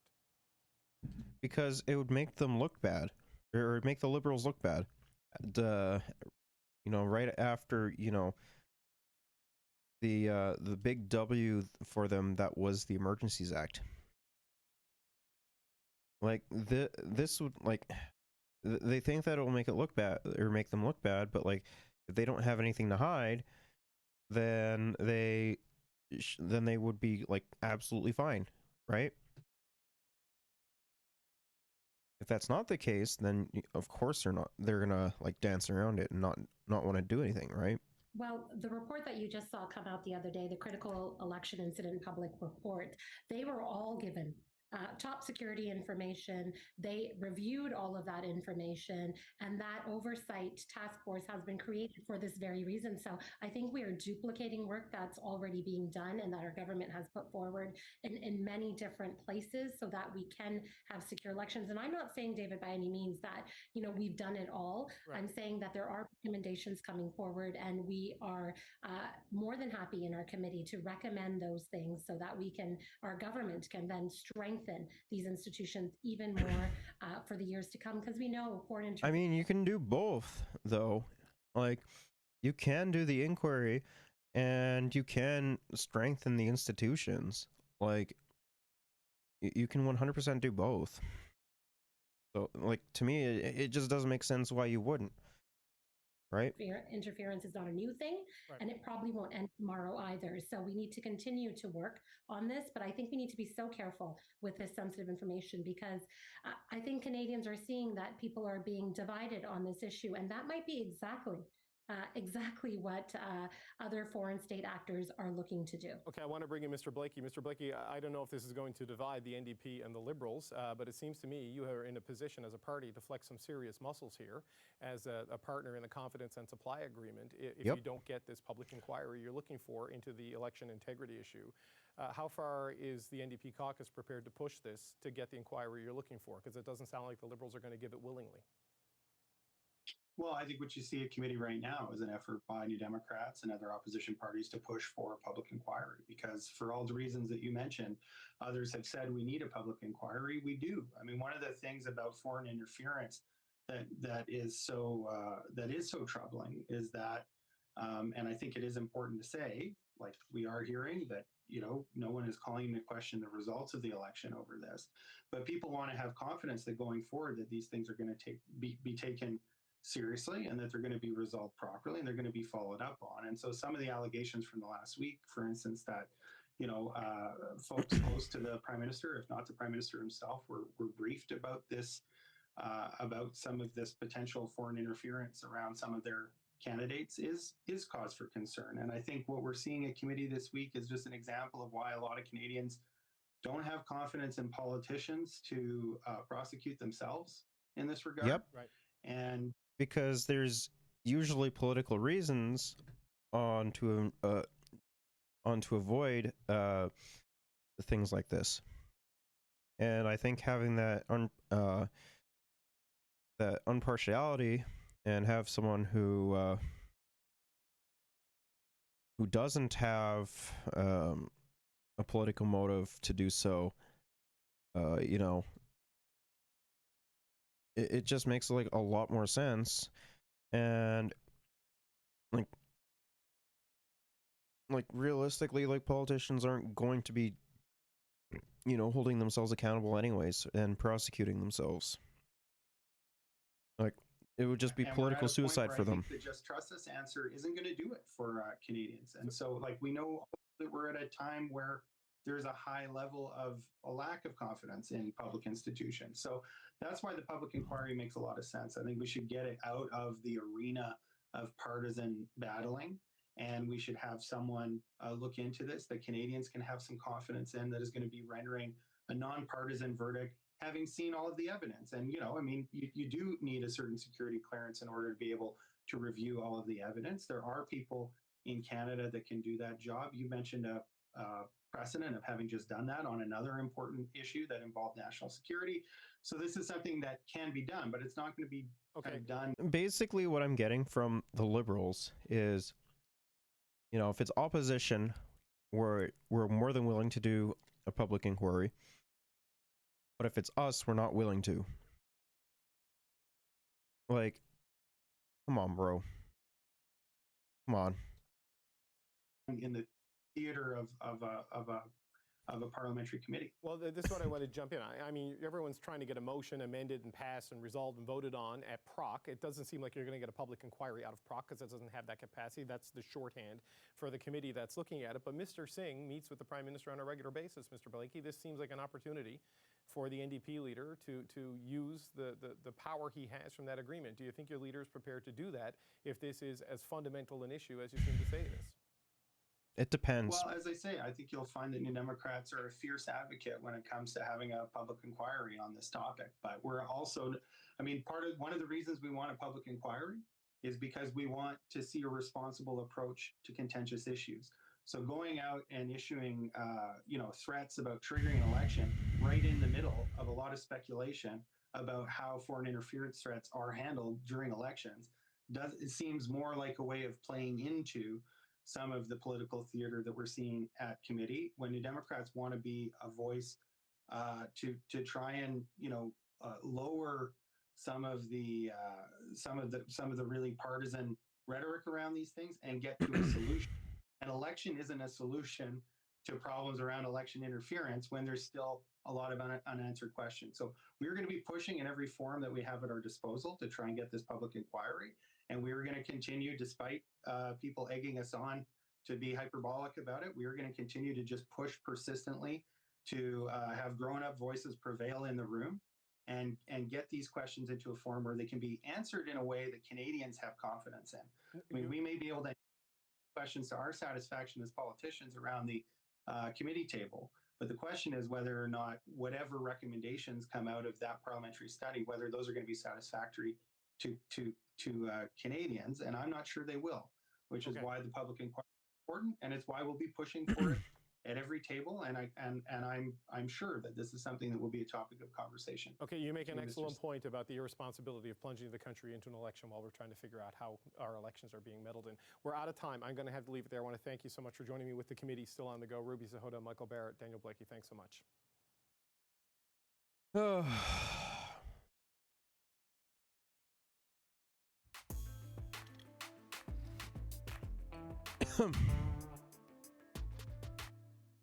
Tonight, more questions for the Prime Minister about meddling by China in Canadian elections. The Minister and the Prime Minister has said this, that it's Canadians that went to vote. Of course, it's Canadians that went to vote.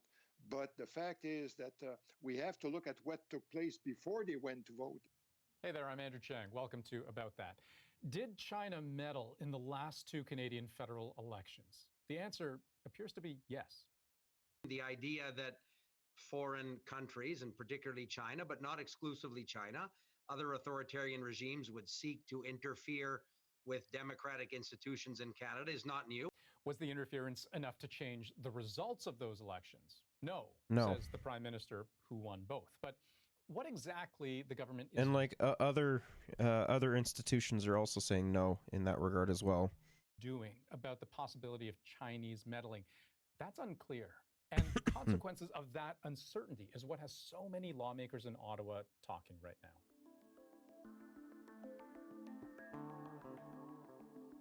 Now, one way to clear the air is to hold an independent public inquiry. But the government says that's not necessary. It's already been investigating. So what do we know?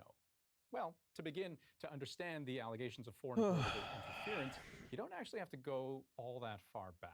Just 2019. Multiple sources tell Global News at least 11 candidates received clandestine funding from entities affiliated with the Chinese Communist Party. That was from last November, reporting from Global News that 11 Toronto area candidates in the 2019 federal election were allegedly supported by Beijing, specifically naming a Liberal MP, Han Dong, who won in his riding as a witting affiliate. It was Hong Dong. That's what his name was. I just couldn't remember what the heck his name was off the top of my head. I got his first name right. But he's the one that's been getting like the most amount of scrutiny for it, right? Should be absolutely clear here. CBC has not verified Global's reporting, and both Han Dong and the Prime Minister say the accusation is unfounded. Defend his MP. Han Dong is an outstanding member of our team, and suggestions that he is somehow not loyal to Canada should not be entertained. But take a moment and consider what this all means, if there is any truth to what's been reported. This idea that China is trying to change the outcome of a Canadian election, that's chilling. But did it succeed? Well, according to a panel of top civil servants, national security agencies saw attempts at foreign interference, but not enough to have met the threshold of impacting electoral integrity. Translation, yes, there was interference, but no, not enough to make a difference. Really make a difference. Now, nothing is simple in politics. We should mention that even this finding here is contentious. The author of those words has strong ties to the Trudeau Foundation. He was its CEO for a while. And the Conservatives say that's enough to throw their whole report into question. But there's more, because the allegations of Chinese interference kept coming. Just a couple of weeks ago, in the Globe and Mail, revelations of a sophisticated Chinese strategy to influence the 2021 election, citing leaked CSIS. We will be reading that article they even have later. Outcome, liberal minority. A Chinese diplomat in Vancouver had apparently bragged about taking down a pair of Conservative candidates, part of a social media smear campaign to tank potential MPs who were critical of China. Chinese students studying in Canada were allegedly enlisted to work as campaign volunteers. And according to the Globe, those CSIS documents found there were a string of undeclared cash donations to support Beijing's preferred candidates. Again, this is the Globe's reporting. CBC hasn't independently verified this. But if true, that's election interference. And whether or not it's true, it should be, the official opposition line of thinking goes, enough for the government to go into a full-blown Democratic code red, especially if those same CSIS documents leaked to the Globe would have crossed the Prime Minister's desk first. He knew through briefing notes that he has received and that his office has been provided, showing the massive interference in both the 2019 and 2021 elections. And what did he do about it? One thing. He appointed a panel and had a report written. All of this has ignited a political firestorm, with a parliamentary committee this week calling on key ministers and security agencies. But ask the opposition, and they'll tell you none of this comes anywhere close to being what's needed. Conservatives are announcing today we support an independent I mean, they're right, though. and public Like, inquiry. And worth mentioning, As much as I hate him, he's right, though. here, leaders for both the NDP and the Bloc Québécois are also calling for an independent inquiry. The Liberals, for their part, are digging in. Justin Trudeau insists his government has already done the right thing. This is one of those things that this I government don't think they has did, though. taken more steps on than any previous government, and we will continue to take this issue extremely seriously. So where does that leave us? Even the former head of CSIS says he can see no compelling reason not to hold a full-blown public inquiry. And with pressure on Trudeau mounting to change his tune on the matter, we may very well see this issue continue to dominate headlines and very much leave up in the air the question of just how much China meddles in Canada's affairs. It's probably going to be a lot more than people think it is. Right? Jody Thomas normally advises the Prime Minister on matters of national security behind closed doors. But now she's facing questions in public about foreign meddling in Canadian elections. The greatest foreign interference threat to Canada comes from the People's Republic of China. MPs demanded to know why the government hasn't done more to stop it. What this scandal is about is what the Prime Minister knows about this interference, when he first learned about it, and what he did about it or failed to do about it. There have been serious intelligence leaks and explosive reports about attempts by Beijing to interfere in the 2019 and 2021 elections. We're not prepared to validate any of the reporting that's been in the media or the alleged leaks. The unlawful sharing of information and the inappropriate sharing of information, I believe, jeopardizes our national security. The Globe and Mail reported that secret CSIS intelligence reports showed Beijing encouraged sympathetic donors in Canada to give money to favored candidates, then help them recoup their money. The allegations are criminal in nature. If there are violations that took place of the Canada Elections Act, these are serious, serious allegations. Officials today revealed the RCMP isn't investigating that or any other allegations of interference tied to the last election. They have looked at that information and have concluded that they will not pursue a criminal investigation. Despite that, the calls continue to grow for a public inquiry. We can't simply bury it behind closed doors and have it in secret while Canadians are left in the dark, potentially with another election interfered in before the results of the commission come out. But the Prime Minister still won't commit. We have been taking this issue extraordinarily seriously. So, Ashley, why is the government so reluctant to hold a public inquiry? Well, Jody Thomas explained to the committee that any public inquiry would be severely limited because witnesses wouldn't be able to discuss matters of national security in public. And other experts say that it could send a message to Canadians that this is so serious they can't trust their electoral system. And undermining confidence is one of China's goals. And so there is another update on this story involving, I gather, an old donation made to the Pierre Elliott Trudeau Foundation.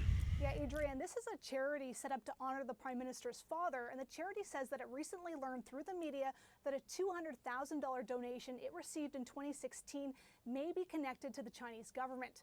So it says it's returning that money.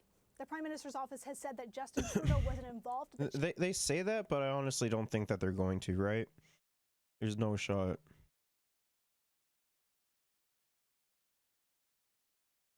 Charity at the time, but the man who was running it was Morris Rosenberg at that time, and he oversaw the report that was released yesterday that looked at possible Chinese interference in federal elections.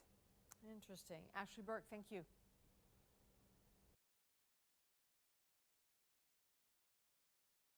Alleged Chinese election meddling dominated Parliament Hill again today as MPs grilled senior public officials about what they knew and when they knew it. Was the panel aware that the Conservative Party had provided concerns about interference targeted at Conservative candidates? Yes or no? The panel was briefed about activities that were happening in ridings that were difficult to attribute to foreign interference at the time and that were potentially of interest.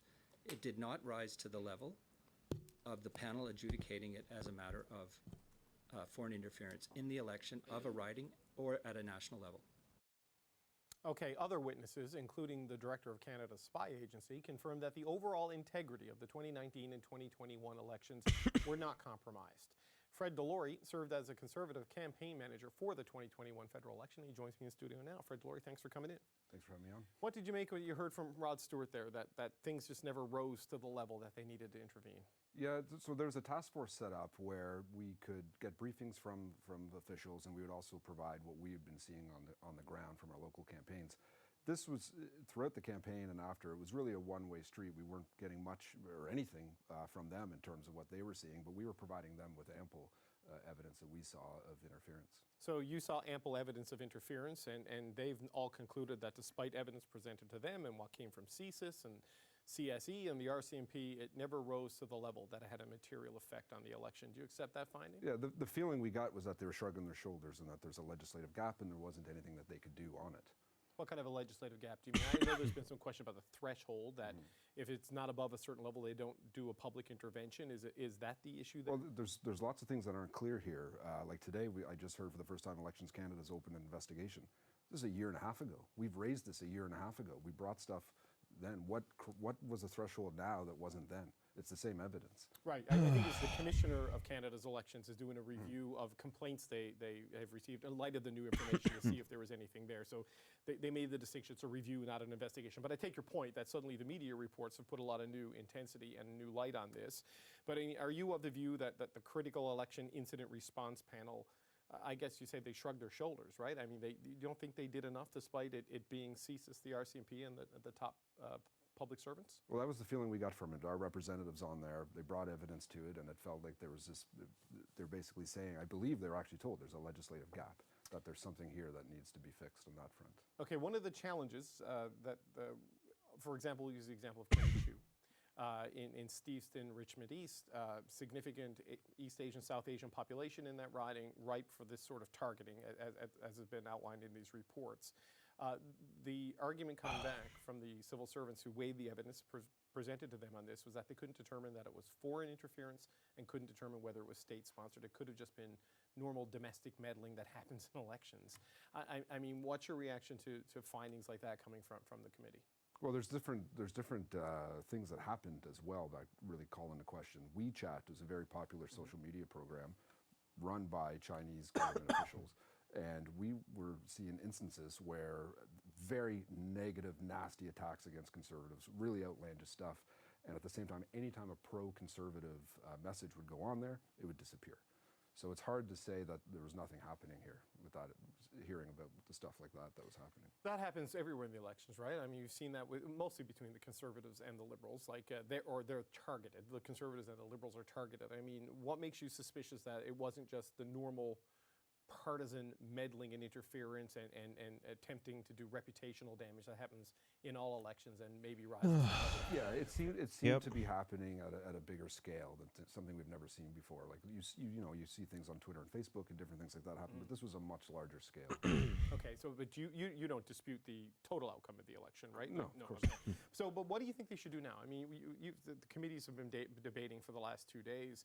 You've got the opposition parties; they've passed a resolution in some form today at the procedure. I mean, like, the guy who he has on the panel is a lot more honest than, I would say, like, a good 98% of conservatives in caucus right now.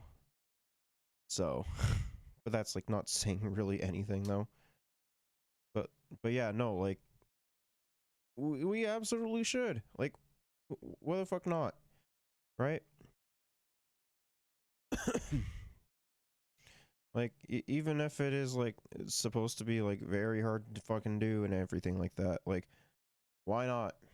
House Affairs Committee to call for a national public inquiry. You know, as a guy who ran the election, that sort of is at the heart of this. What do you think of that? Do you want to see one? I see a public inquiry, I think, would be very challenging, given this is a national security issue, and I think we have other mechanisms. Again, back to the legislative gaps, we have a committee, the National Security Intelligence Committee, that is a multi-partisan committee. And if we can get those people, if the Prime Minister would take leadership on this and give them a mandate to investigate this, give them the powers to do this and to look at what happened. But my big concern is not just what happened in 2021 or 2019 or before that. What's going to happen in the next election?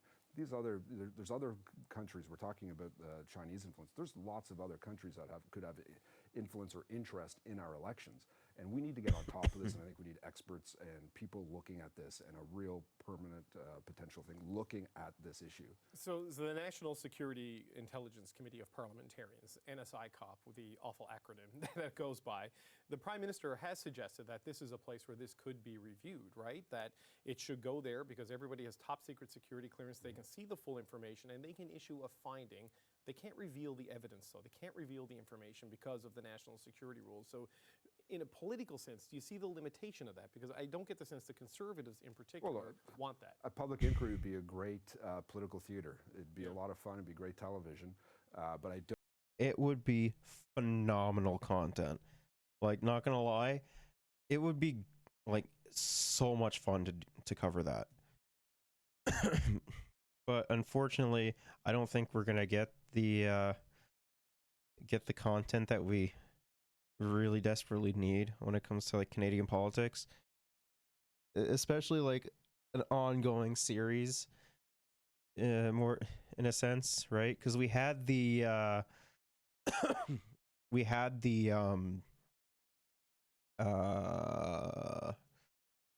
Emergencies Act series not too terribly long ago. Like, that was ongoing for at least a good couple months, if not a year. So, but yeah, this one would, it would feel like a filler arc. Don't know what we actually get. To me, I'm looking at what are the outcomes of this. I would like to see good legislation coming forth. Give Elections Canada the teeth it needs to do the work to make sure that this doesn't happen again. Make sure it has the ability to enforce these laws as well. And make sure that these groups are communicating. It sounds like does the Task Force and Elections Canada, RCP, are they talking together at the level they need to? I don't think they are, right? I think that's what the opposition parties are looking for right now. Look, it feels like that right now, and at the same time, the Prime Minister needs to show leadership and we have to do something on this. But if the Prime Minister, for example, asked you to be partisan for a second, I mean, if the Prime Minister tries to send it to a committee of MPs where it is done in secret and there is no public component to that other than a report with findings, will that even remotely satisfy critics? Because he's being accused of covering this up, right? So if he takes that route, it seems like that's going to be the It's the beauty of our political system. You'll never, ever please the opposition. Right. So what then can be put on the table that might mollify them to some degree? I know you can't please them necessarily, and certainly not the Conservatives on this, because you've seen the committee today where they're trying to go with it. But it's a legitimate concern they have about trust in the integrity of the system, right? So what is the option if it's not a public inquiry and the Conservatives wouldn't necessarily go along with NSICOP as the venue for that? Well, I think with NSI COP, there's 2 members that are appointed by the Conservatives, and the NDP appoints members. So there are people there that should give them trust that that could work. Now, I'm not saying a public inquiry is out of the question. I just have issues with the thought of a major national security issue being dealt with in this forum. I just don't know what we're going to get out of that. Because again, you may get a report, you may get something, but will there be solid legislative outcomes from an inquiry? And that's what needs to happen. We need to give teeth to the enforcement agency so that they communicate together, work together, and make sure this does not happen. Do you think this is something that, you run elections, right? You know how complex and all the moving parts at the different riding levels. Is this something we can even deal with in real time during the writ period? Do you know what I mean? Yeah. It seems tough to me. Minority parliament makes this all very, very challenging. We could go to the polls any time now. And that's another reason why an inquiry like that could take a very long time. I think there needs to be some kind of structure set up that is always looking at this and that is much more forward-thinking in terms of the legislation. But during the writ period itself, right? I don't disagree. Investigate it, assess it, determine whether it's foreign, determine whether it's state-sponsored, and then decide what actions to take in the 6 weeks or whatever of a campaign. I mean, can we realistically deal with this in real time? It's really tough. Because then you got to wonder if anything leaks out, is it going to hurt one party in terms of the voting public as well? So that's a very challenging thing that'll be in front of us. And how to I mean, I don't really think that should matter too terribly much, though, right? When it comes down to public opinion, because for the most part, people are just gonna people have already made up their minds, right? Right, and we saw the James Comey impact, for example, on the election in the United States, the Ralph Goodale letter, the investigation of income trusts back when he was the finance minister in the Paul Martin government. So you mentioned this is a minority parliament. We could have an election. I mean, I'm one of the people who thinks it's not going to happen this year. 2024, 2025 is what I'm thinking. What's the one or two big things you think we need to have in place before we have a federal election in this country again? Well, in terms of the legislation going forward, like it's something that can look into this, find out what the gaps are and fill those gaps. A foreign agent registry, that's something that doesn't exist in Canada that almost every other country has, where we can find out who's lobbying on behalf of other countries and doing work for them in Canada. I mean, we should also do that domestically too. Like, we already know who the fuck lobbies domestically. So why not? Why shouldn't we hold them accountable too, right? Also, again, just better communication between our organizations with Elections Canada and the task force. Okay, Fred Delory, thanks for coming in. Thanks for having me on. Former Conservative MP Kenny Chiu says Beijing operated a disinformation campaign against him during the 2021 federal election.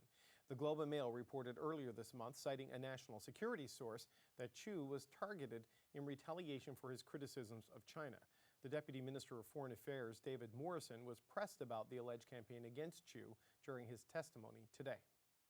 We were aware of what I think the rapid response mechanism called activity or unusual activity, but we were advised by the rapid response mechanism that it was not possible, and they did read everything in Chinese, that it was not possible to attribute that to necessarily to non-Canadian sources, non-Canadian citizen sources, or to state-sponsored sources. Kenny Chiu is a former Conservative MP. He joins me now. Mr. Chiu, thanks for joining us. Hi, David. Good afternoon. I'd like to start with your specific riding and the specific concerns you had about meddling in the race in Steveston, Richmond East, I believe it was, and your concerns that it maybe have been Chinese state interference. David Morrison said today that when they investigated this during the election, they could find no evidence that this was conducted by a foreign state or was foreign interference at all. What's your reaction to that finding? Well, I appreciate the bureaucrat in charge of that to say that there has been no foreign interference evidence that found during that. But unfortunately, Canada is facing a asymmetric campaign against us in all front, not just in information, but also clandestine operations that are infiltrating our communities and all that. And that's why it was CSIS that actually had broke out the news And it seems like there are brave and courageous bureaucrats in CSIS that has actually got information, and instead of that are information that are available to elections officials or the commissioners that are service in terms of CSIS, and these informations are critical in telling Canadians the kind of under table in the shadow operations that we're facing.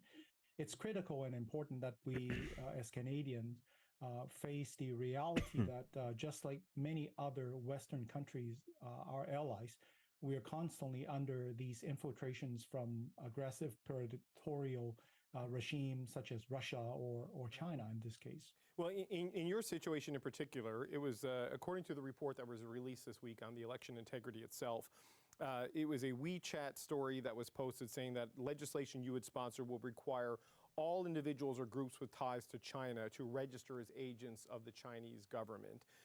Whether that was foreign or domestic or what, how did that affect your race in your view? Did that cost you your seat, do you think? Many of my constituents rely on informations and connections via this app called WeChat. And imagine if you hear that your MP, should he form part of the government, would put this ad and endanger not just yourself, but also your relatives and your friends, your future generations.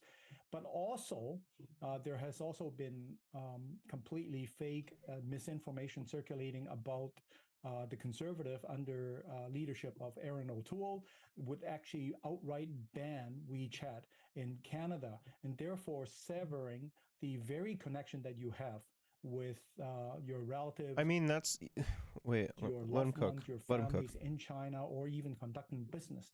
So if you put yourself in their shoes, you will be subject to these coercions that would actually cause so much fear in you.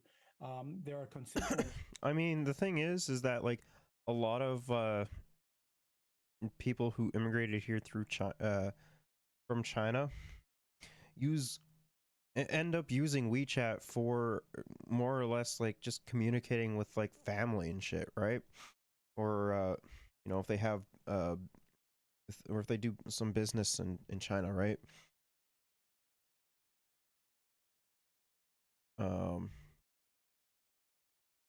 But yeah, like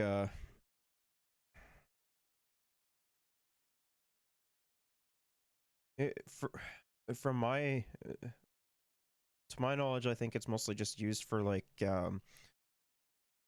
or when it comes down to people, it's mostly just used for like connecting family, right? There probably are some instances where that's not always the case. Like say maybe like there is like allegedly some form of like foreign interference through there, but like I think they would have a better way of doing so than using WeChat, right? That I was told by a local MP while she was campaigning that the constituents will actually take her outside, switch off the phone, and cry to her and say, "I'm sorry, I can't support you because these are dangerous situations. It's endangering my family at home." So these are coercions that are presented to our constituents right now. So despite everything, the high-level conclusion from the committee that overlooks the elections and gets inputs from the RCMP, the Communication Security Establishment, from CSIS, they have concluded that none of this affected the integrity of the election at the top level, but even based on the testimony over the last couple of days, they don't even necessarily believe it affected the integrity at individual riding levels. Are you satisfied with that conclusion based on everything you've heard? I don't think anybody has questioned the outcome of the 2019-2021 elections. I think right now, at this moment, the interference that we are facing, the infiltration that we're looking at, it's not as severe as that scenario. But if given the inaction of our government, given the wrong signal that we're sending to overseas foreign interference actors, they will get the message that Canada, it's weak. Canada, it's not willing to protect itself, And guess what? They will up the ante, up the game, and will continue to. Who knows? Maybe one day they will finally change the government for Canadians. And that's not something that we want to see, no matter how long it will take. It's just important that just like the Australians and Americans, we need to protect ourselves. And the first step, the very minimal, it's a foreign influence registry. Right, and I certainly didn't want to leave the impression to anybody listening to this conversation that you're in any way engaging in election denialism. You have very specific concerns about interference and its impact, and potentially for future elections as this escalates. I mean, like, any reasonable person would, right? Like, it would be wild to assume that, like, or it would be wild for someone to make accusations like, oh, this, like, hugely affected the outcome of the election and whatever, and like just like full on do like hog shit that like happens in America, right? Becomes more complex. I wonder, sir, there's a significant Chinese Canadian population in your riding. A lot has been made about the pressure Chinese Canadians are maybe put under by the regime in Beijing. The Prime Minister has cited anti-Asian racism in defending Han Dong, a Liberal MP, who is denying reports that the Chinese government helped him get elected as part of a campaign to interfere in this. What effect is this having on the Asian Canadian community, do you think, and the Chinese Canadian community in particular? I mean, I do think that there is like probably like some form of like racism going on against Chinese people or just like Asian people in general. Like ever since like COVID hit, you know, everyone from like Japanese to Korean to Chinese to Thai, etc. have had a huge bump within like hate crimes, right? And the thing is like this can easily lead to more, right? Especially with Han getting elected and like the allegations against him as well. Time will tell for sure. We will if it does happen, we probably will cover it and hear about it as well. So.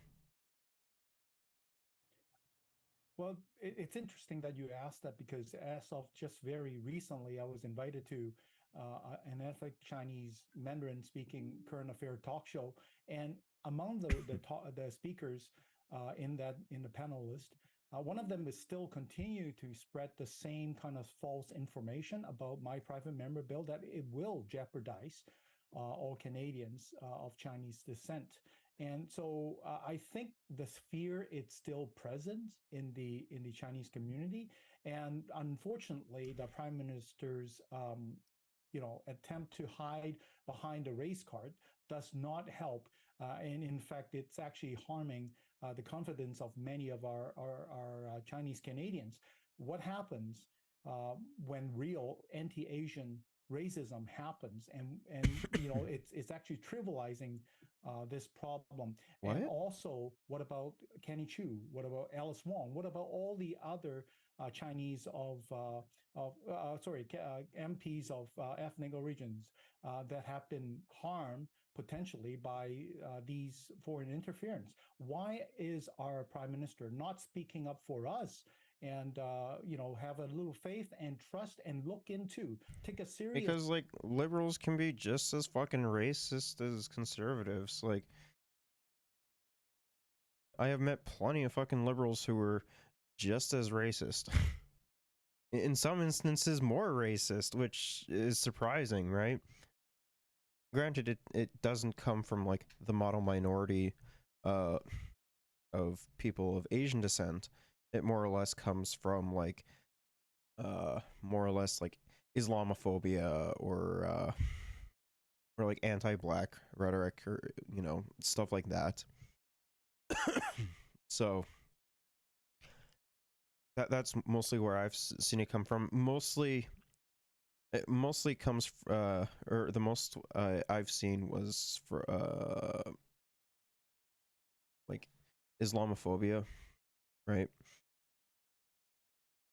And like this was still back when this was still back when you know, Afghanistan was going on, right? Just look into what CSIS is presenting us. And for the Prime Minister today to take such a careless and completely ignorant situations on what our security apparatus has been sounding, to me is just very disappointing, David.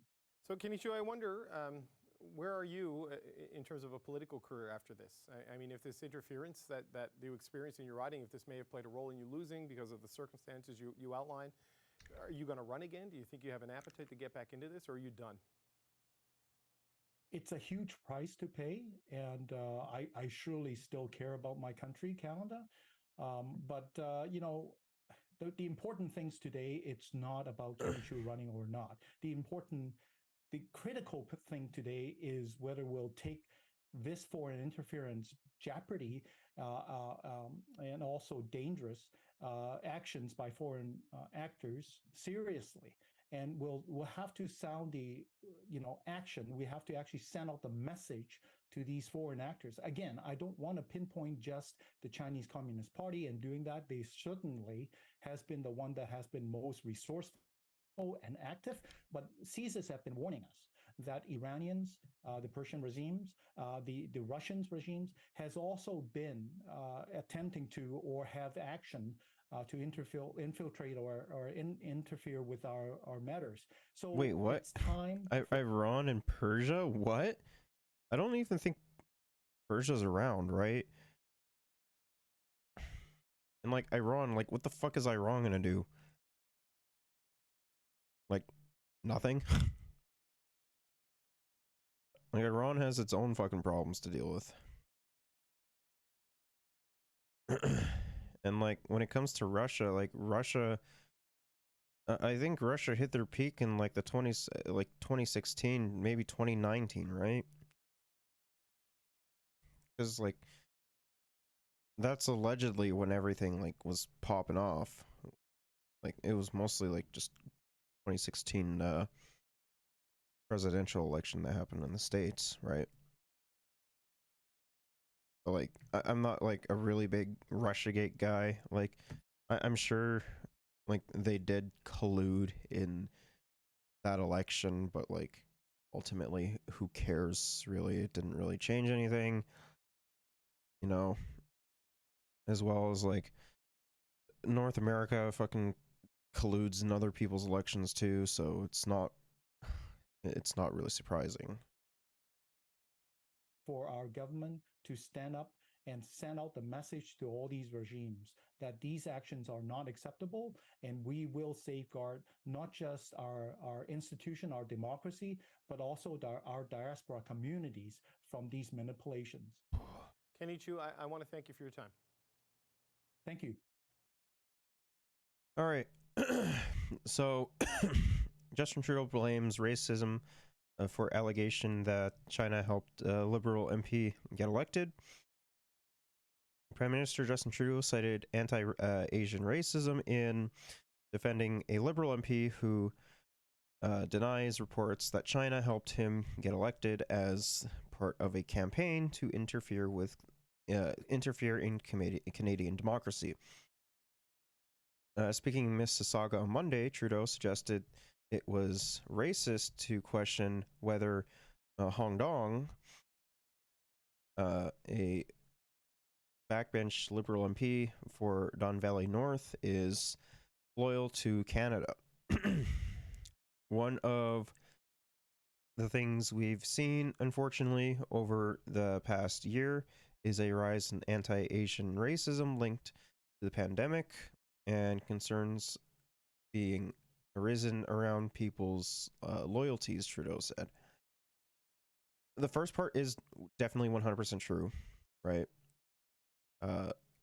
I think, if I'm not mistaken, I think it was more during COVID, right? Like, don't get me wrong, it's like anti-Asian hate is still up, like even like post-COVID, right? But it's definitely not like as bad as it was like when COVID was popping off, as hard as it was, right? Like, I mean, it's, to be honest, it's still around because like we didn't fucking meet the criteria to, you know, actually do something about it, like have it under control. I want to make everyone understand fully. Han Dong is an outstanding member of our team, and suggestions that he is somehow not loyal to Canada should not be entertained. Trudeau's defense comes after defense comes after Global News reported Hong Dong was a witting affiliate to Beijing's attempt to help him become a Liberal candidate and run from the party in his North York riding.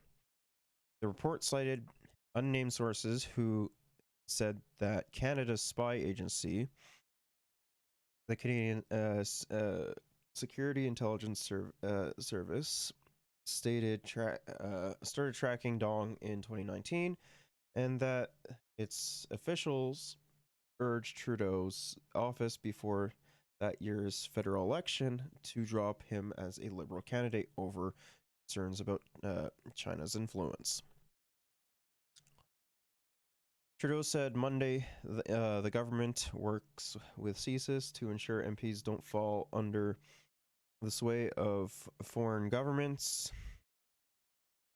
but he also stressed that CSIS cannot direct political parties on whom they choose to run in elections.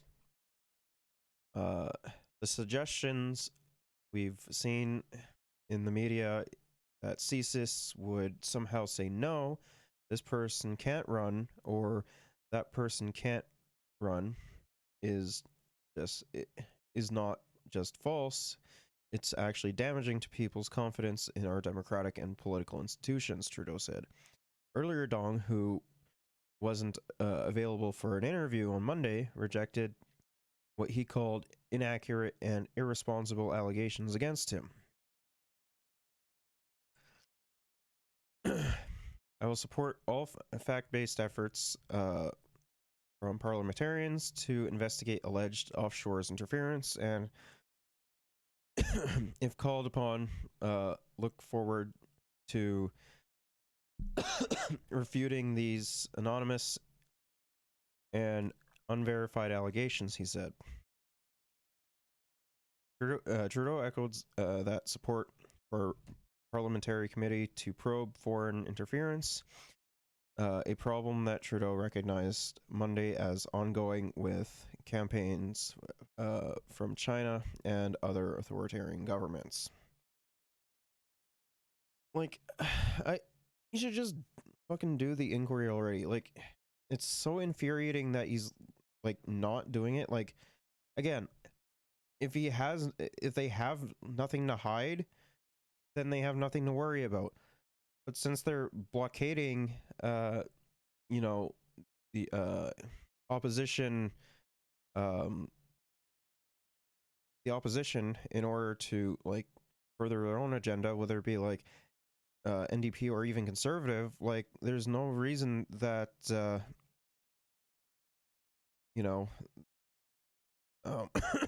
no reason like not to, and like it just shows that they're trying to hide shit.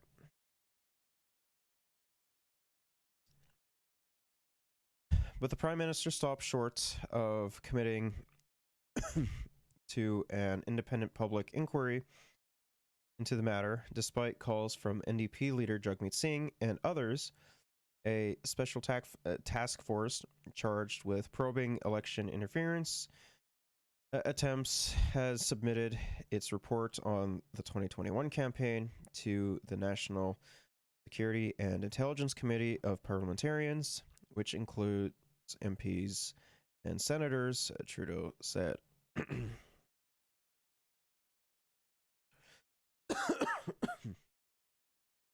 A version of the report is expected to be released publicly within days, according to a senior government source.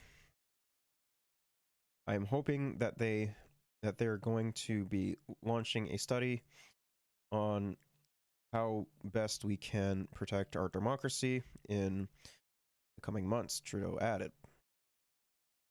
Asked whether they plan to encourage or to engage in such a study, a spokesperson for the committee confirmed Monday that it had received the reports on the 2021 federal election and would comment on its contents in its next annual report. The Liberals also announced that they will ban the social media app TikTok from all government-issued devices over piracy and security concerns. We'll be getting into this a little bit later. The app is owned by a Chinese company, which has ties to the authoritarian regime in Beijing, a fact that has prompted the United States and other countries to institute similar restrictions for government phones. Like, the thing is like, okay, sure, by all means, but like, we should also like, you know, fucking ban Facebook from government phones too.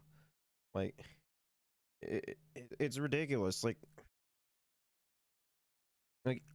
even like, because like realistically, like, who the fuck is going to be posting on Facebook anyways, outside of like the conservatives, when it comes down to like rallying up their fucking hogs on Facebook with like misinformation, right?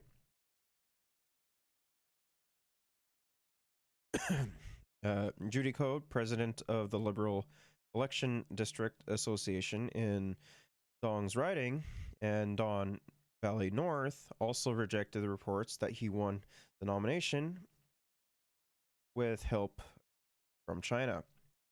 Cod, who was on the party riding executive board at the time, said she didn't see any buses at the nomination meeting.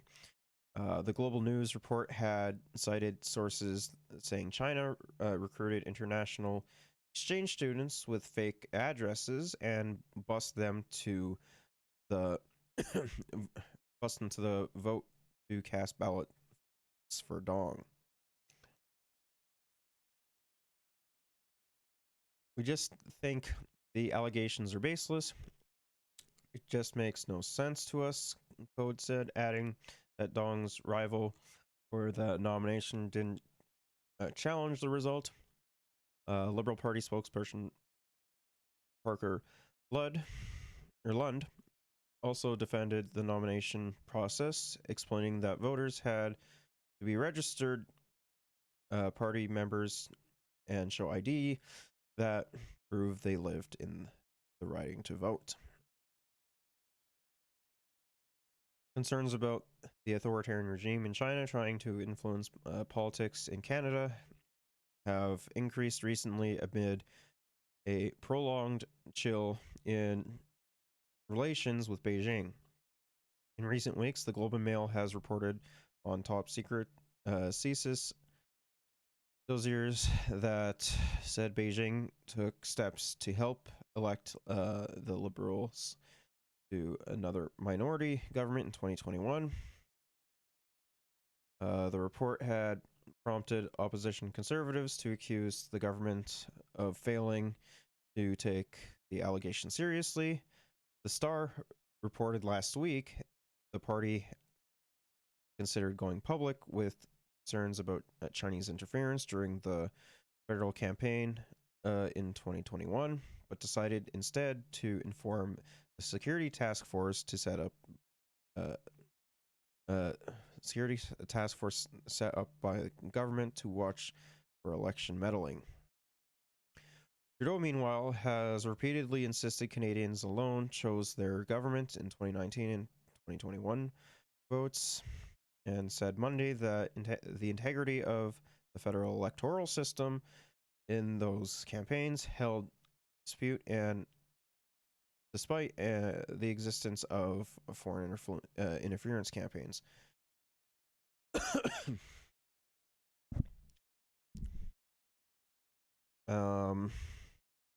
Trudeau, however, tempered any criticism of China with his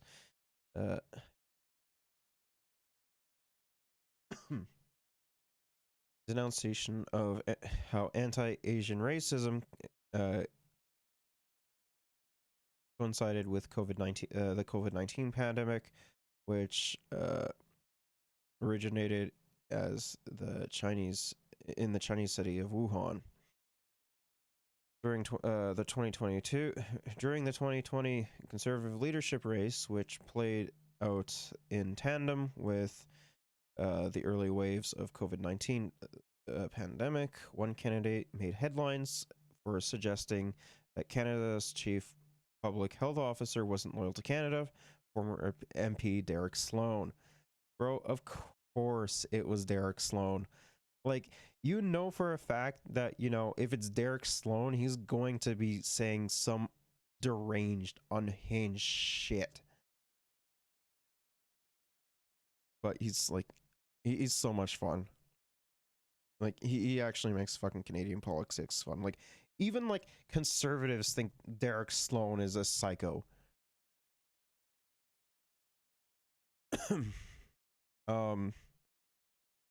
But yeah, like the funny thing is like I honestly think that like if Derek Sloan was to like run in the next conservative leadership debate or conservative leadership race, I honestly think that he would have a chance of actually winning, because like the conservatives at this point are just fucking unhinged. It doesn't even matter, right? We need to watch a Derek Sloan greatest hits video at some point. It would be so much fun, man. Former MP Derek Sloan accused Dr. Patricia Tam, who was born in Hong Kong, for failing Canadians with her approach to the pandemic engagement or management, and asked whether she was working for Canada or China. I mean, that just sounds like normal Derek Sloan shit. So it's not surprising at all that he would say shit like that. He refused to apologize despite widespread condemnation of his remarks, even from members of his own caucus, as critics immediately pointed out that questioning someone's loyalty to their country is a racist trope. Yeah. Like, Derek Sloan is known to be like a gigantic fucking racist too, though. Like, he's known for being deranged. Like, even conservatives think he's too much at some point. So.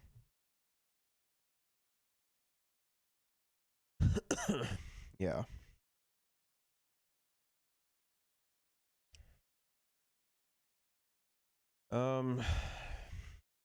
Whatever happened in the 2019 and 2020,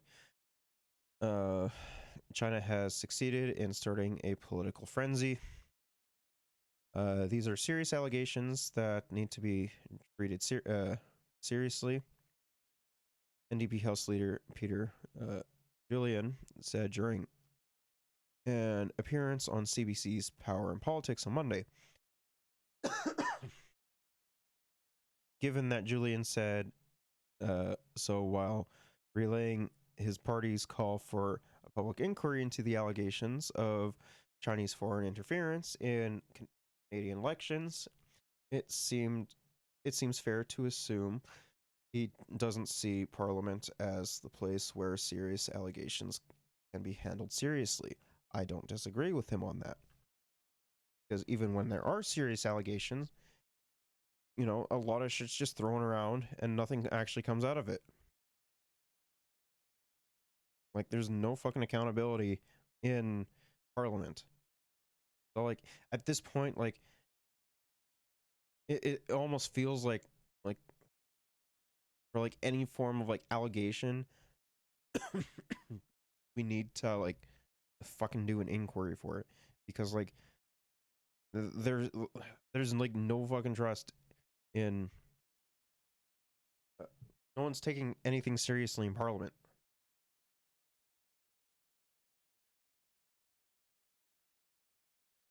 And maybe he's right about that.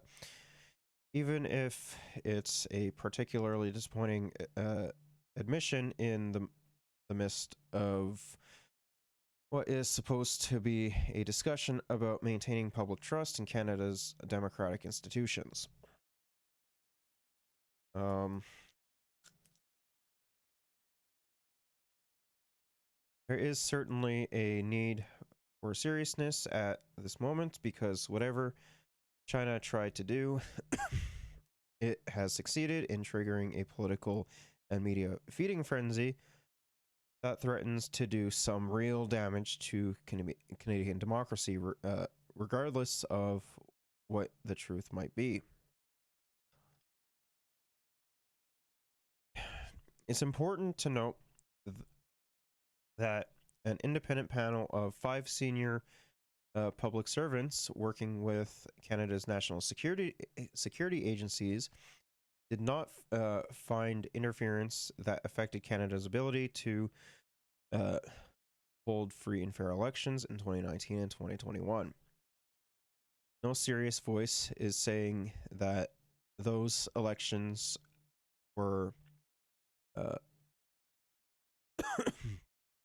exclusively affected by foreign maleficence. Asked by reporters on Wednesday whether he accepted the results of the federal election, Conservative leader Pierre Poilievre said he did. The current tour is instead based on 2 separate but related questions.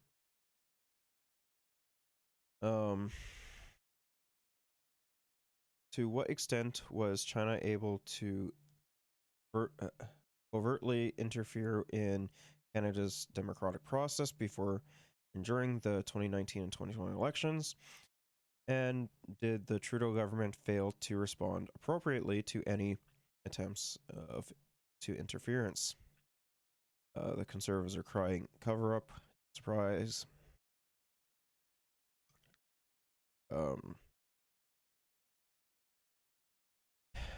It's the second question, of course, that generates the most excitement. The Conservatives have gone so far to allege a cover-up, but it remains unclear, sometimes maddeningly so, whether such a scandal is actually present here. A report authored by a former senior public servant, commissioned by the Trudeau government late last year and released yesterday, states plainly that CSIS is concerned about foreign interference, including by the Communist Party of China, and CSIS expressed concerns that China notably tried to target elected officials to promote their national interests and encourage individuals to act as proxies on their behalf. The Conservatives preemptively decided that the author, who was CEO of the Pierre Elliott Trudeau Foundation after leaving the public service, lacks credibility.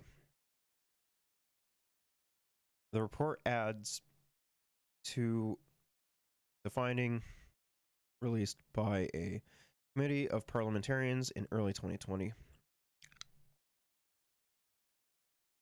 But the government officials simply have not accounted fully for their claims outlined in recent series of media reports. The allegations and accounts that have been leaked to reporters are certainly part of some kind of story, but the rest of the story is still unknown.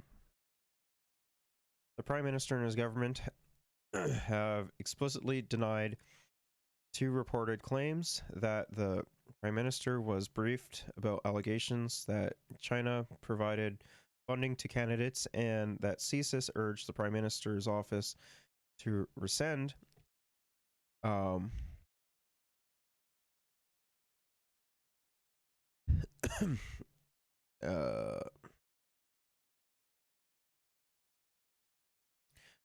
the Liberal candidate's nomination. They also have alluded broadly to other unspecified inaccuracies in the report. It is very important to reassure Canadians that the last two federal elections were fair and legitimate. Canadians have questions about foreign interference attempts during the last elections, and we will endeavour to answer those questions in the most transparent way possible, within the limits of the law. We as national security officials have a duty to protect classified information. Unauthorized sharing of classified information is in fact prohibited by the Security of Information Act. That is not to say that we cannot or should not talk about foreign interference, which is not a new phenomena, nor is it unique to Canada.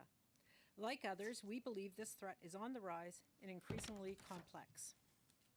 The greatest foreign interference threat to Canada comes from the People's Republic of China, though other states like Russia and Iran are also attempting to covertly or coercively interfere in our affairs. As highlighted in many public reports, including from CSIS and the National Security and Intelligence Committee of Parliamentarians, foreign interference takes on many forms, such as undue pressure on politicians, staff, and public servants to obtain information or sway decisions, intimidation of diasporas or other communities, including, for example, by denying visas to visit family, mis- or disinformation to weaken Canada's societal cohesion. We have seen this play out in the context of Canada's support to Ukraine. Encroachments into our territory or networks for intelligence collection, theft of our science, data, and research. Measuring the short and long-term impacts of foreign interference is a challenge. We know that it costs Canada tens of billions of dollars annually in lost profitability, erodes Canadian technological advantages, particularly in emerging technologies, undermines national unity and sows discontent, threatens the safety of targeted individuals and their entourage or families, and challenges democracy. Over the past few years, we have taken a number of steps to more effectively detect, deter, and counter foreign interference in all of its forms, including, but not only, during election periods. Jody Thomas, a public servant who acts as National Security Advisor to the Prime Minister, was similarly cryptic. In her opening statement on Wednesday to the committee of MPs studying foreign election interference, she said that individual reports, when taken out of context, may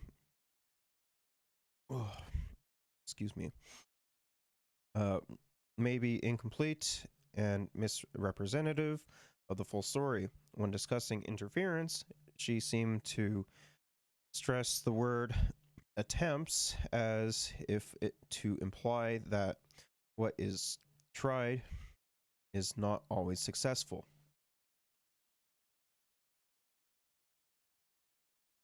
They're so dry, man. I hate winter so much.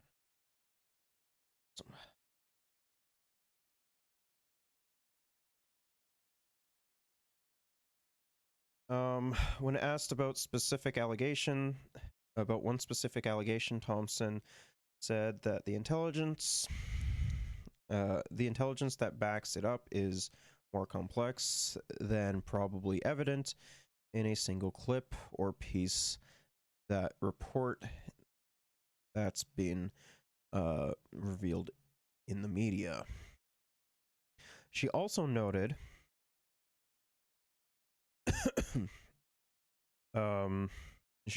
that information about criminal actions can be referred to the RCMP. Another government official then confirmed that the RCMP is not actively investigating the allegations related to the last election.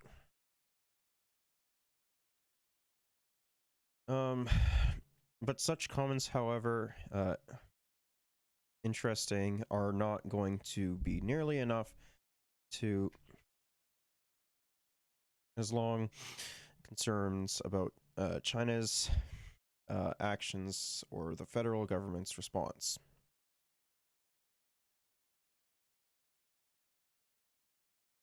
I think one of the most important things to remember is we have an awful lot of mechanisms that are underway right now around determining what kind of foreign interference has happened, is continuing to happen, and demonstrating the tools we have. Right now, as we're speaking, our parliamentary committee is hearing directly from national security experts and officials as to the work that they've been doing over the past many years to counter ongoing interference.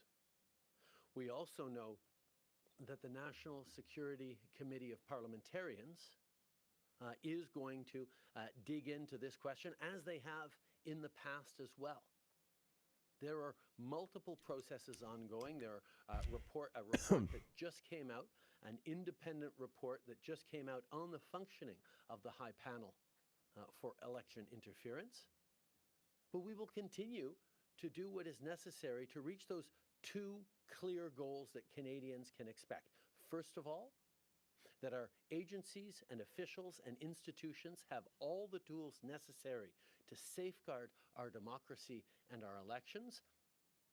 And two, that Canadians can continue to have confidence, not just in our national security officials, but in the integrity of our democracies. We will continue to work to make sure that that happens. The government is not particularly fond of or good at explaining itself in a straightforward manner. Unsurprising, they do that a lot.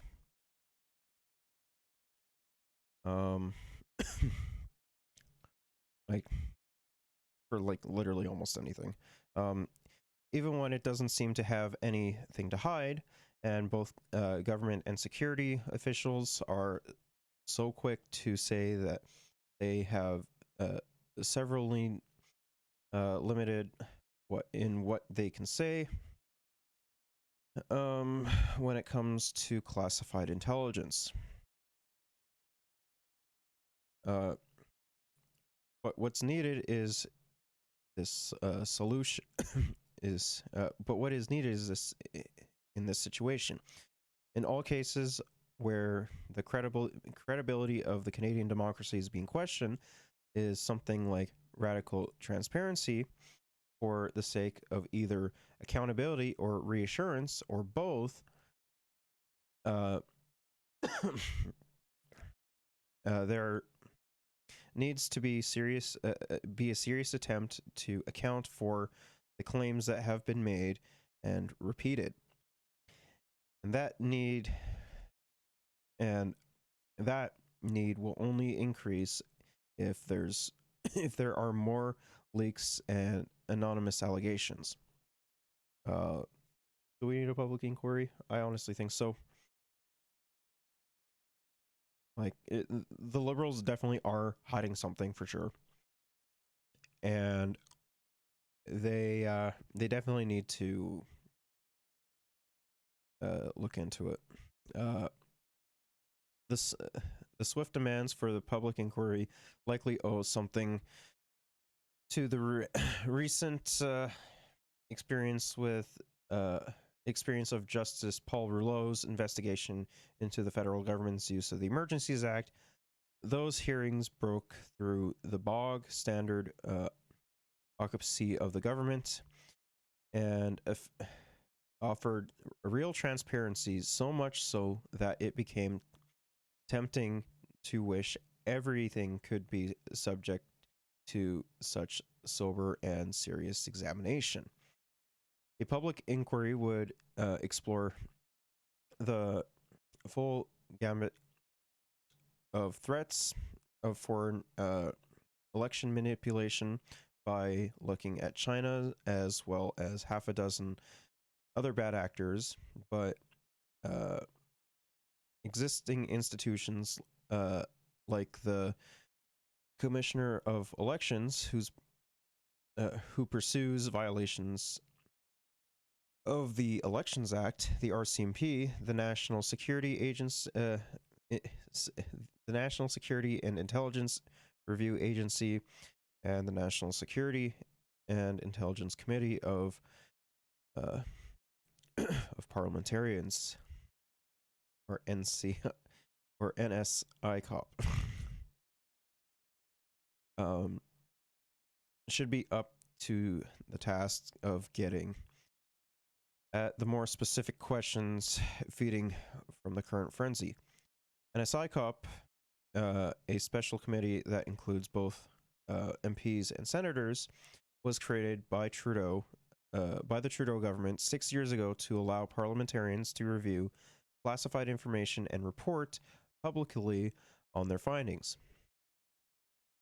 It was the committee that produced that 2020 report of foreign interference, a report that had the misfortune of being released on March of that year, just days before the world crashed to a halt.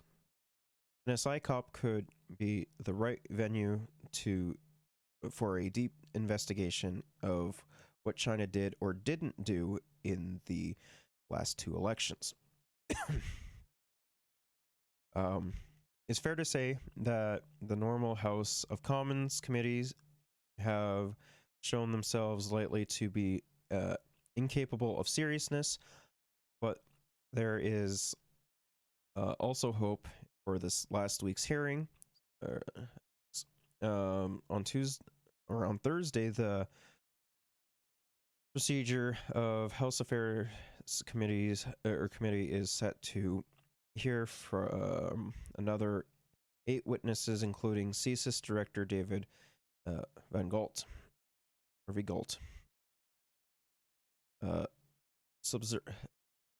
Subservient answers would go a long way towards demonstrating that Canada's political system is capable of dealing seriously with a threat that ultimately aims to undermine democracy itself. All right. Man, we can't fucking read the Globe and Mail shit. That's so dumb, man.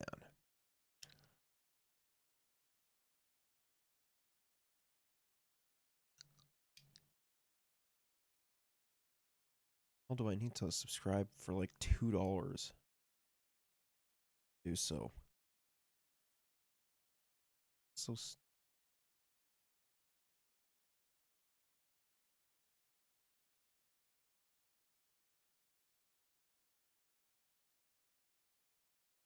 oh, I have that muted.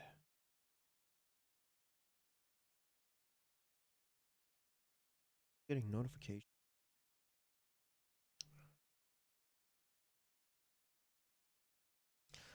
Attempted interference in the 2020 election did not compromise the results. A panel of top civil servants had concluded that the attempts to interfere with the 2021 federal election did not affect the results, according to an assessment of their work released Tuesday. But the report also says Ottawa should consider changing the rules to how the panel to alert Canadians to potential impacts of election integrity. Getting a little tired. The federal government established the critical election incident public protocol in 2019 to monitor and alert the public to credible threats to Canada's elections. The team is a panel of top public servants tasked with demonstrating whether incidents of interference meet the threshold for warning the public. The government released a redacted copy of the independent reporting assessing the panel's work on Tuesday.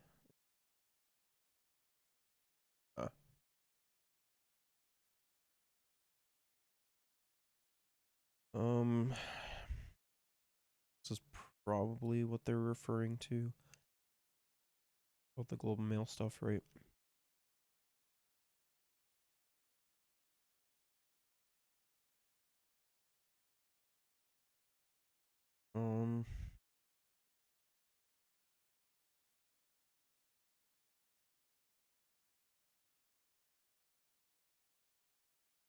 Bro, there's here.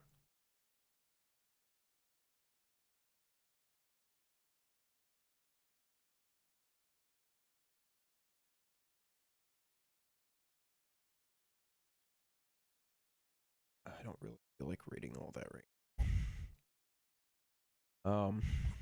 In 2019 and 2021, the panel, as part of the protocol, determined that the government of Canada did not detect foreign interference that threatened Canada's ability to have free and fair elections.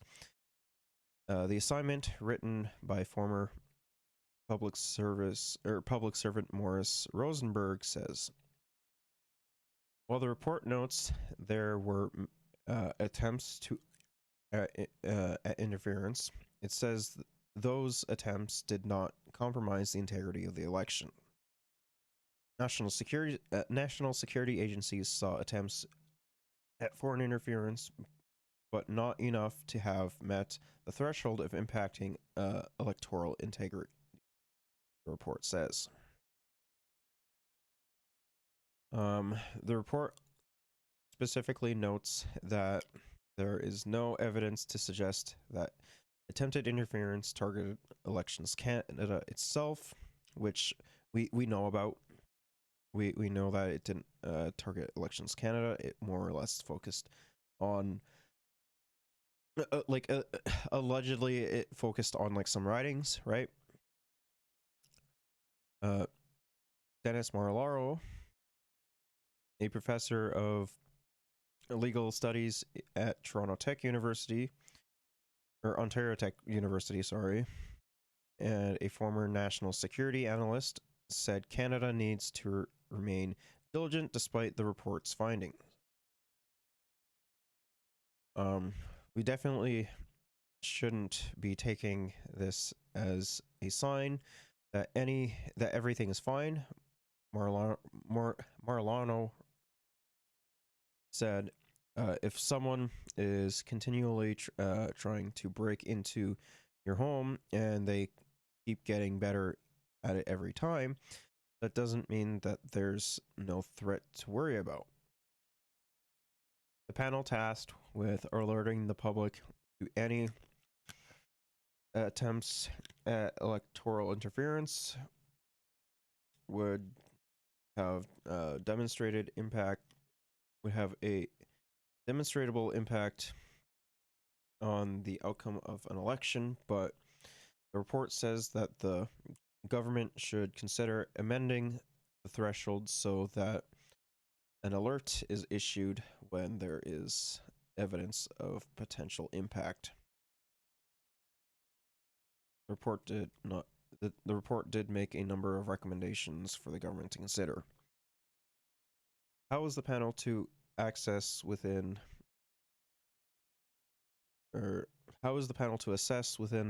the brief period of an election campaign what the impact is, the report says. How are they to determine how many Canadians have been exposed to false information. How are they to distinguish the impact of interference or disinformation from a variety of other factors that voters take into account? Literally all that I do when it comes down to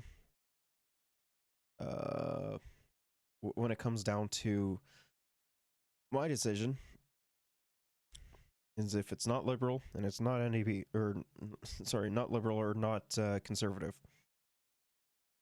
That's literally how I make my decision.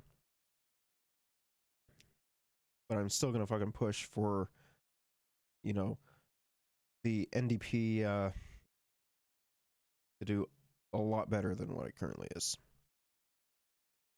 The report also recommends that the panel scope be expanded to include the period leading up to an election campaign.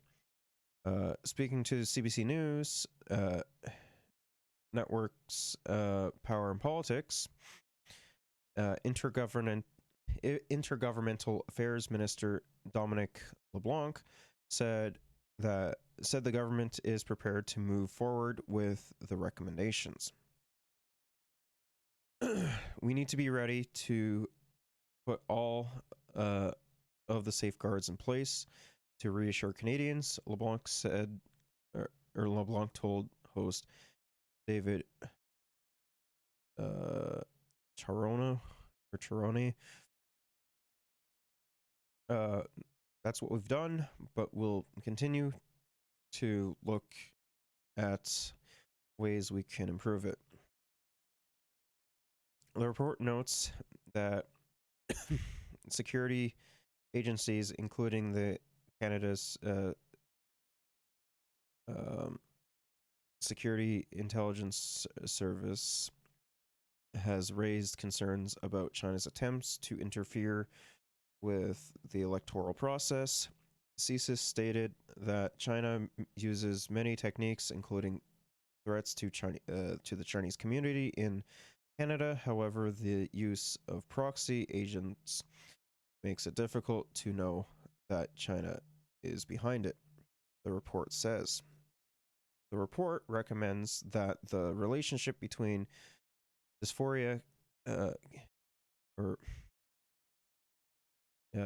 communities in Canada and their former home states be analyzed. But the report cautioned against stirring up a backlash against specific communities.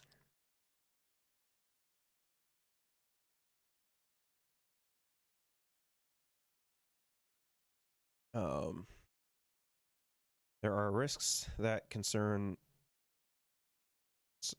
about foreign interference from a particular country can result in resentment and backlash against members of those communities, the report says. Strategies to counter foreign interference need to guard against marginalized dysphoria communities. Or diaspora.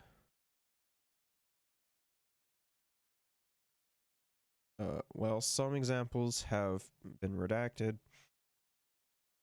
the report cites a 2021 editorial in the Global Times, a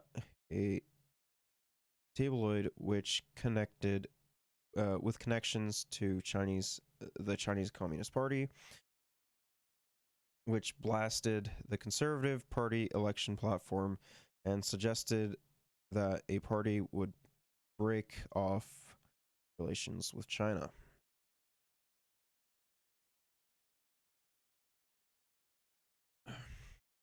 The report also points to an article that circulated on WeChat, a Chinese-owned messaging app, falsely claiming a bill introduced by former Conservative MP Kenny Chiu would unfairly target the Chinese community.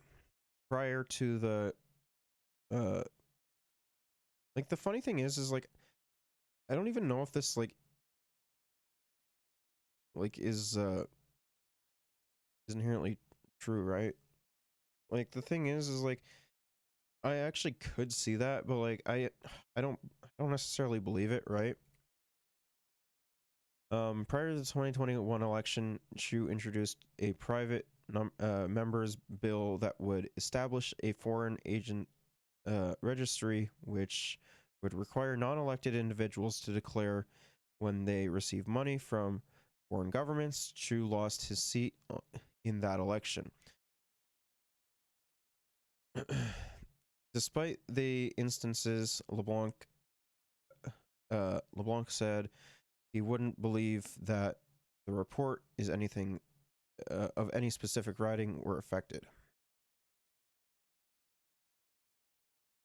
Canada's former ambassador to China, Guy Saint-Jean, said there are still lingering questions about election integrity. There's still a cloud on the integrity of the election, Saint Lejean said in a separate interview with Power and Politics. Canadians have a lot of questions, and we need to get to the bottom of this. The Liberal government has been under pressure to respond to a number of media reports that allege China sought to interfere in the 2019 and 2021 federal elections. Prime Minister Justin Trudeau has said on more than one occasion that those news reports are false and contain inaccuracies. I mean, okay, when it comes down to like breaking news and shit, like I imagine this probably is, right? I do imagine that there are some, like there's always going to be some inaccuracies, right? And we can't believe everything right away. But like automatically saying that like everything is false is just ridiculous. But Saint Jean suggested that the news reports warranted a more thorough look at the 2019 and 2021 elections. Rosenberg served as a senior public servant for more than 30 years in multiple departments and under conservative and liberal governments. From 2014 to 2018, he also served as CEO of the Trudeau Foundation, which funds had prompted academic and public interest research. His tenure was marked by controversy when it was revealed that Zonbin, an advisor to the Chinese government, attended a private fundraising dinner with Prime Minister Trudeau and donated thousands of dollars to the charity that bears his father's name. I mean, the funny thing is I if I remember correctly, I think this was like in the news cycle like a couple of years ago, right? Or am I thinking about a different scandal? It could be the other one. That one again. Top of my head.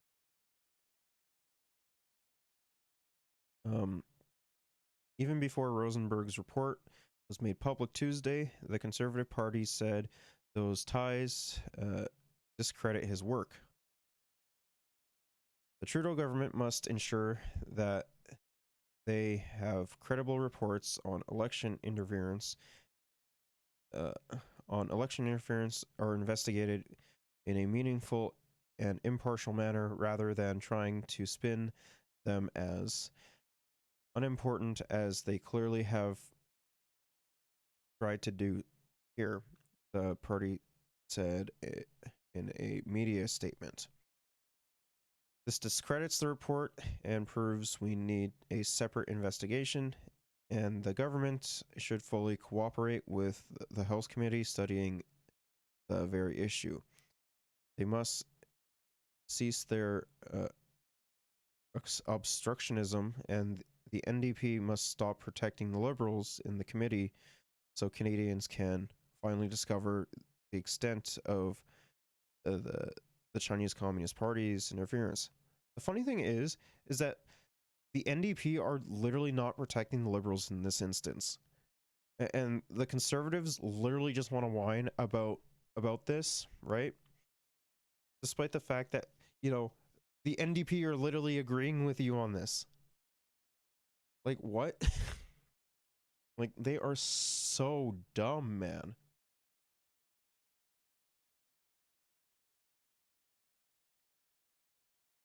Like, ugh. LeBlanc brushes the Conservatives' assertions off, calling them a rhetorious smear. Opposition parties have been calling for the government to strike a public inquiry to study foreign election interference. So far, the Liberals have resisted. Yeah, so we'll definitely keep an eye on this. If we get any more updates on this, we definitely will cover it for sure. But yeah. After 8 years of this Prime Minister's inflationary policies... From the leader of the official opposition to the NDP's Jagmeet Singh, and some Liberal MPs too. For years, politicians have used TikTok to connect with voters. The social media platform... Yeah, one that, you know, I follow is Singh. Like, I follow Singh on TikTok. And, like, literally everywhere else as well. But, you know, I follow him on TikTok too. Reaches 1 billion users worldwide, but amid growing concerns about data security and the potential for cyber attacks with the Beijing-based app, the Government of Canada is banning it on all government-issued devices beginning Tuesday. We're making the decision that for government employees, for government equipment, it is better to not have them access TikTok because of the concerns that people have in terms of safety. The move follows similar steps by the US and 2 bodies of the European Union. TikTok says it is disappointed Ottawa didn't reach out to discuss its move and pointed out the government did not cite specific security concerns. It also says Canadian user data is stored in servers in the US and Singapore, not China. It's not just data located in a Yeah, because, like, I remember this being, like, a gigantic fucking thing, like, a couple years ago, right? During, like, underneath the Trump administration, right? And, like, they ended up reaching an agreement that, like, TikTok in the West would, or at least in America, would, you know, be, like, its own thing, from my understanding. Like, have control, do so. And confined to one geographic safe place, you know, or geographic region that we determine as safe, there can be backdoor ways of accessing that information and that data on those servers. Others point out the ban potentially shuts Ottawa off from a key demographic. Despite all the risks with TikTok? I mean, yeah, like, the thing is like, Zoomers are, like, incredibly mentally ill and shit, and, like, TikTok is definitely a way to reach, like, the younger millennials and Zoomers, right? Because, I mean, they're not gonna all go on, like, fucking Facebook or Twitter all the goddamn time. Like, I go on Twitter, right? But that's also because I have, like, severe brain damage. We know that there are lots of, for example, young people that use TikTok for a huge amount of time every day. As for all those Canadian users, Trudeau says he suspects many will now reflect on their own use of the app. Opposition I'm literally not going to. I'm still gonna fucking use the app because the app is like really good. Like what? parties are taking steps. NDP leader Jagmeet Singh is pausing his use of the app, while the Conservatives are suspending accounts for all members for now. Rafi Bujikani on CBC News, Ottawa. NDP leader Jagmeet Singh easily led the way among Canada's politicians when it came to the social media app TikTok. Singh was a prolific and popular user with 880,000 followers. He mixed in videos featuring wife and daughter with political messages. Including Pierre Poilievre just voted against dental care. Conservative leader Pierre Poilievre also had a pretty good TikTok game. He had 230,000 users. But Bro, that's it? On TikTok, that's like nothing. And like even if like yeah, that's nothing, bro. Like don't get me wrong, like I don't really have too many followers on there, but you know, 230 is absolutely nothing. Like you're gonna get lost in the sauce. Poilievre this week shut down his account and Singh put his on pause. Those decisions followed a Government of Canada ban on the use of the TikTok app on any government-issued phone. This is yet another demonstration of the government's vigilance when it comes to any potential threats that may be posed by foreign interference or any other risks to our cyber platforms and our critical infrastructure. Some provinces quickly followed the federal lead, banning TikTok. Others are thinking about it. Their moves come on the heels of governments throughout the Western world, including the European Commission and the United States, all worried that China's part ownership in the company that runs TikTok is too much of a cybersecurity risk. China, though, says the U.S. and others are overreacting.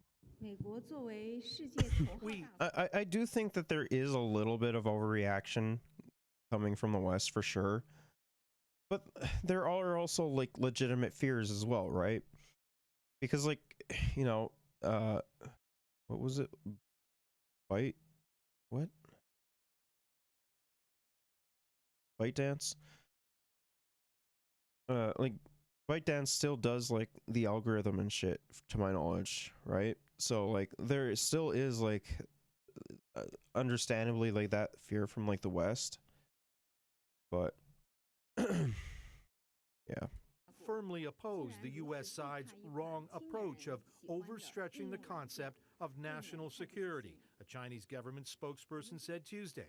Experts are now calling on governments to educate young people who make up the vast majority of TikTok users about the potential risks to privacy and security. Well, I mean, I think if anything, a lot of younger people or a lot more like millennials and Zoomers understand like secure or privacy and like security when it comes to their usage and shit better than like anyone over like the age of like 40. Like they grew up on the internet, right? So they're going to know, you know, what the fuck is like very sketch and like shady and shit, as well as like taking steps to like protect their accounts and identities, right? Compared to like say fucking grandpa who's gonna like share literally everything, like social insurance number, phone number, mother's maiden name, you know, that shit, you know. He has to give all of his money to the Nigerian prince, man. Using the app. Donna. David Aiken in Ottawa, thanks. Federal government employees will no longer have access to the short video social media application TikTok on their work devices. Canada's Chief Information Officer conducted a review of the app and found it offers an unacceptable level of risk to privacy and security. The Prime Minister noted concerns around data protection, safe privacy, and security. The Prime Minister Doug Ford literally looks like an NPC. Like, no cap. He has the NPC stance. Like, Oh my. Oh, Dougie.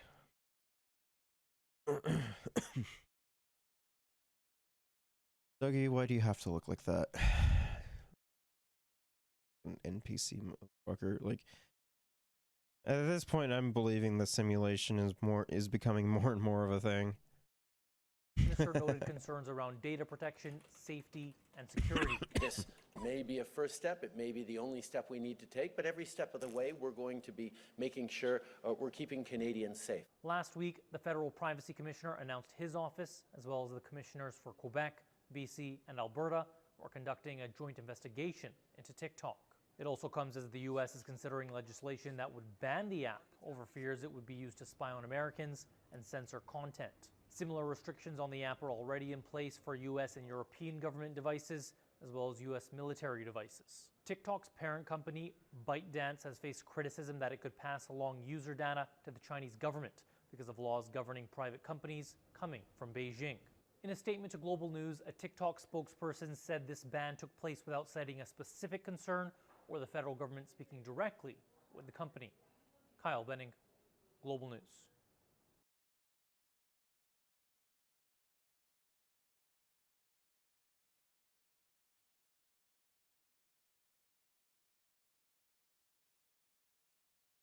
Obviously, we take very seriously the freedom of expression, the freedom of Canadians to engage how they want online, but we also have very important principles around protection of data, protection of Canadian safety and security that we will always step up for.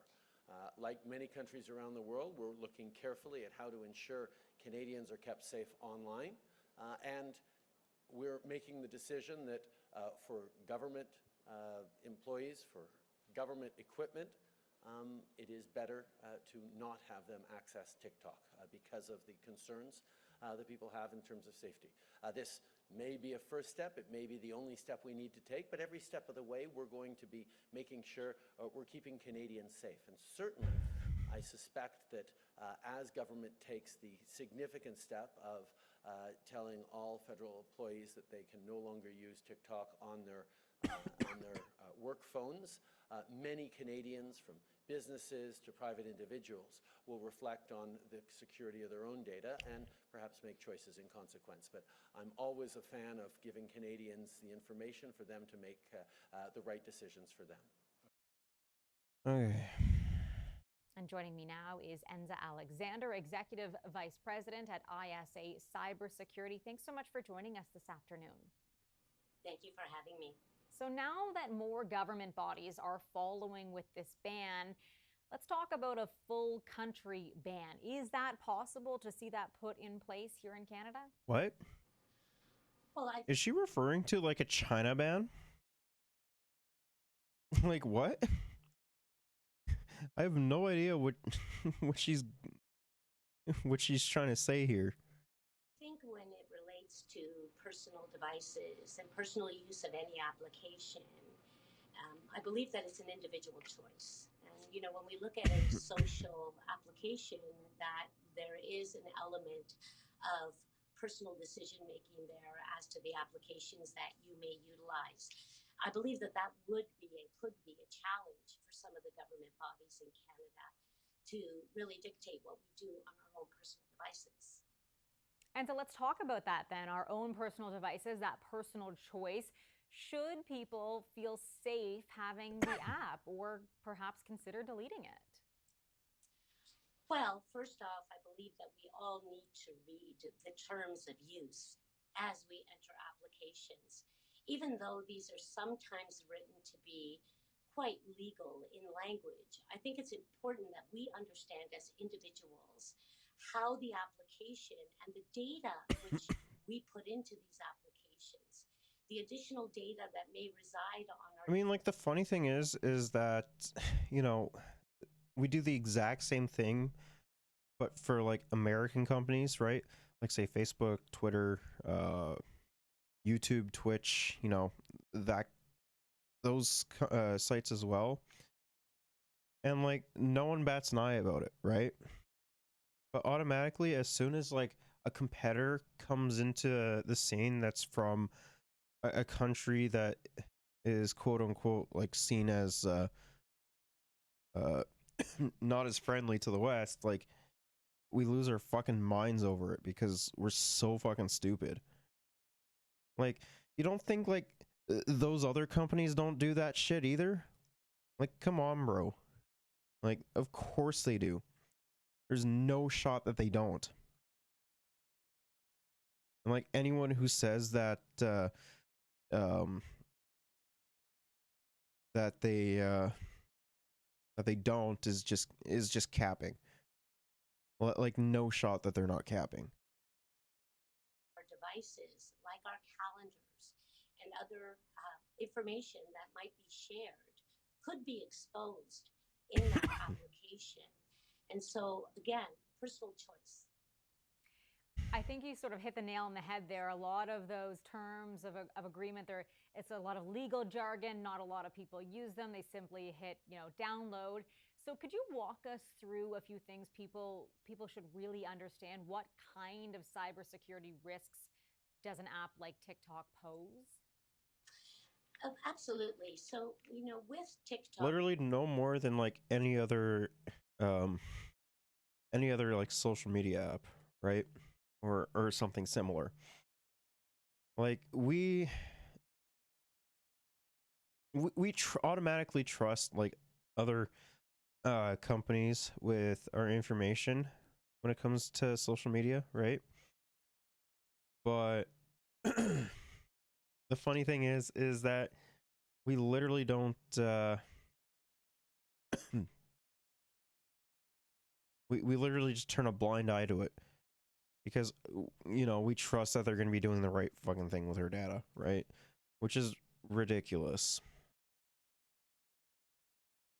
in particular, we understand that the amount of data that they gather in the application is significant.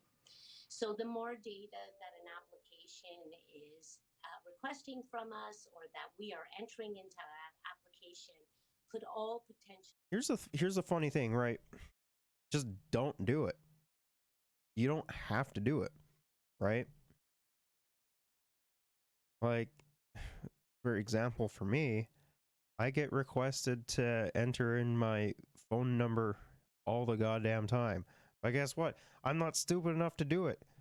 And like, I'm sorry, but if anyone is stupid enough to like actually like do that, like you honestly like deserve to have like your information shared or get hacked or whatever the fuck.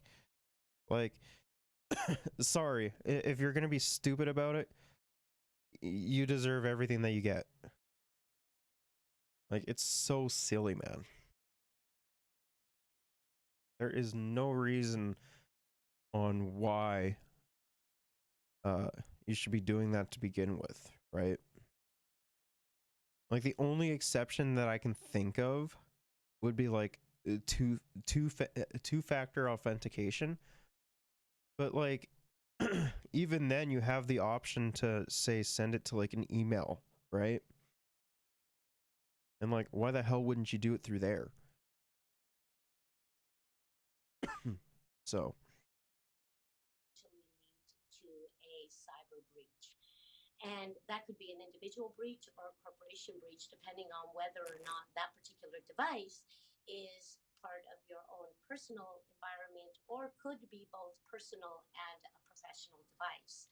So first of all, we need to understand, what information is in there and how is that information potentially used. So I say take the time to read those terms of use so that you're familiar with it. The other thing to keep in mind consistently is that depending on an application, depending on... I mean, first of all, like when it comes to like terms and conditions, they're pretty much all the fucking same, right? So like everyone pretty much knows what they're expecting. And when it comes down to things like when it comes down to things like, you're always going to be accepting like some form of risk, right? So I just don't get it, man.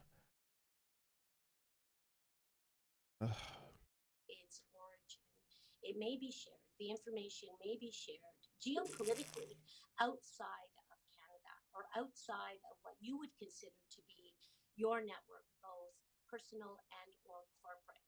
So have heightened visibility to what data should I give you and where is that data going and how can I govern what you're going to do with my data.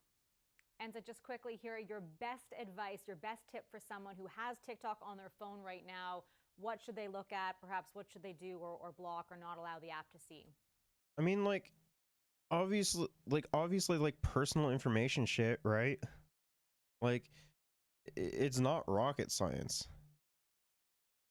Like, anything personal information wise, like, yeah, obviously, you know, block that shit or don't allow it. Let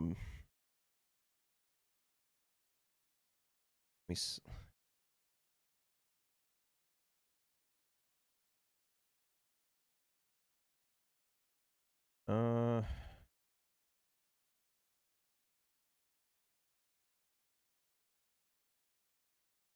Let's see here.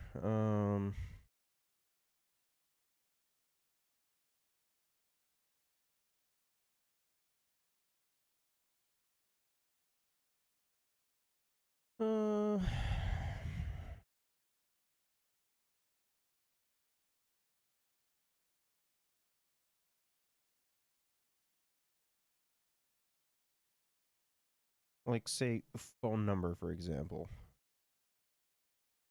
Or, you know, if you want to be, like, really safe, like, email.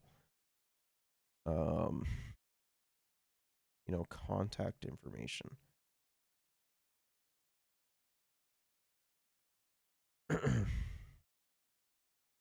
There's just a lot of shit that, you know, you can,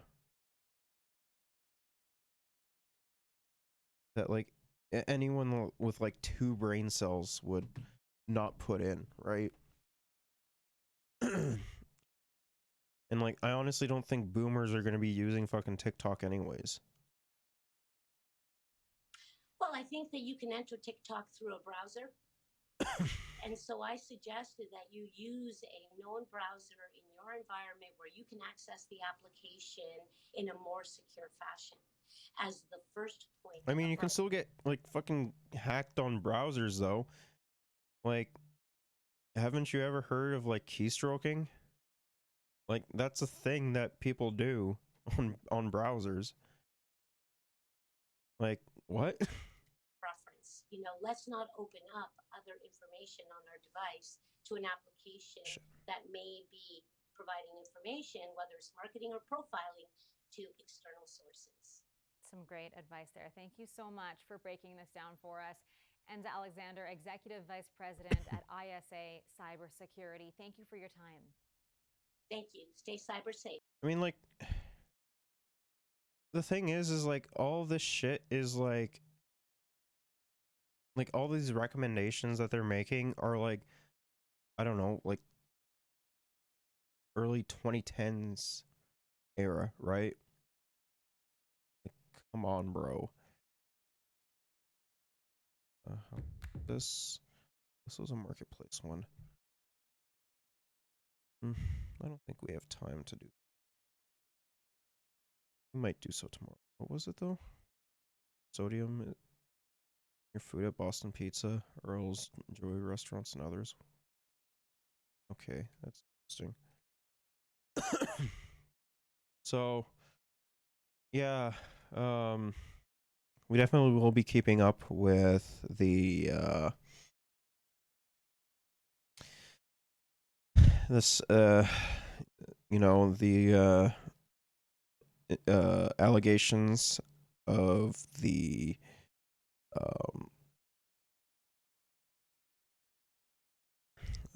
what's it called? The allegations with the elections, which I'm not even like fully convinced by, but like I do think for like transparency reasons they should absolutely do a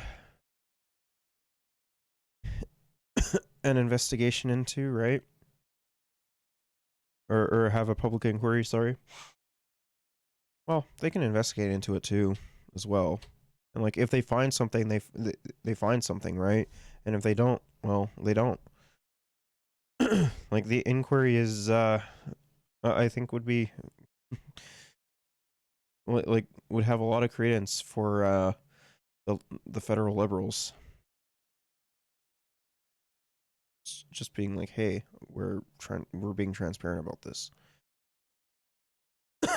And like as for like the conservatives hanging out with like fucking neo-Nazis, like that's not surprising at all. Like we know that they do they do that, right? Like even with our own fucking neo-Nazis too, like it's not surprising at all. But yeah, well, we'll definitely keep an eye on the on those allegations for sure. I'm kind of curious to see where things are going, and like how hard the NDP and is going to push for a public inquiry, and you know how much the fucking conservatives are going to cry about like literally every little thing because they fucking lost again and again. But like that seems to like be the normal fucking conservative thing though. Is like if you lose, you automatically like cry about like, you know, election tampering or whatever. But the liberals not, you know, being willing to having a public inquiry into the allegations against some of their candidates is a little bit sus. So, yeah, I think that they absolutely should, but you know, time will tell. So we'll keep an eye on it, and then if things get, if things develop more, we'll, you know, we'll obviously talk about it. So until then, I guess tomorrow we'll. What is today? Thursday. What is Thursday? Man, I did not do any fucking streaming this week. Well, I guess tomorrow then we'll be doing origami too, and being bad at stealth again. So yeah, hopefully I do some streaming on the weekend, but it sounded like a friend of mine wanted me to come over. So, yeah. Until then.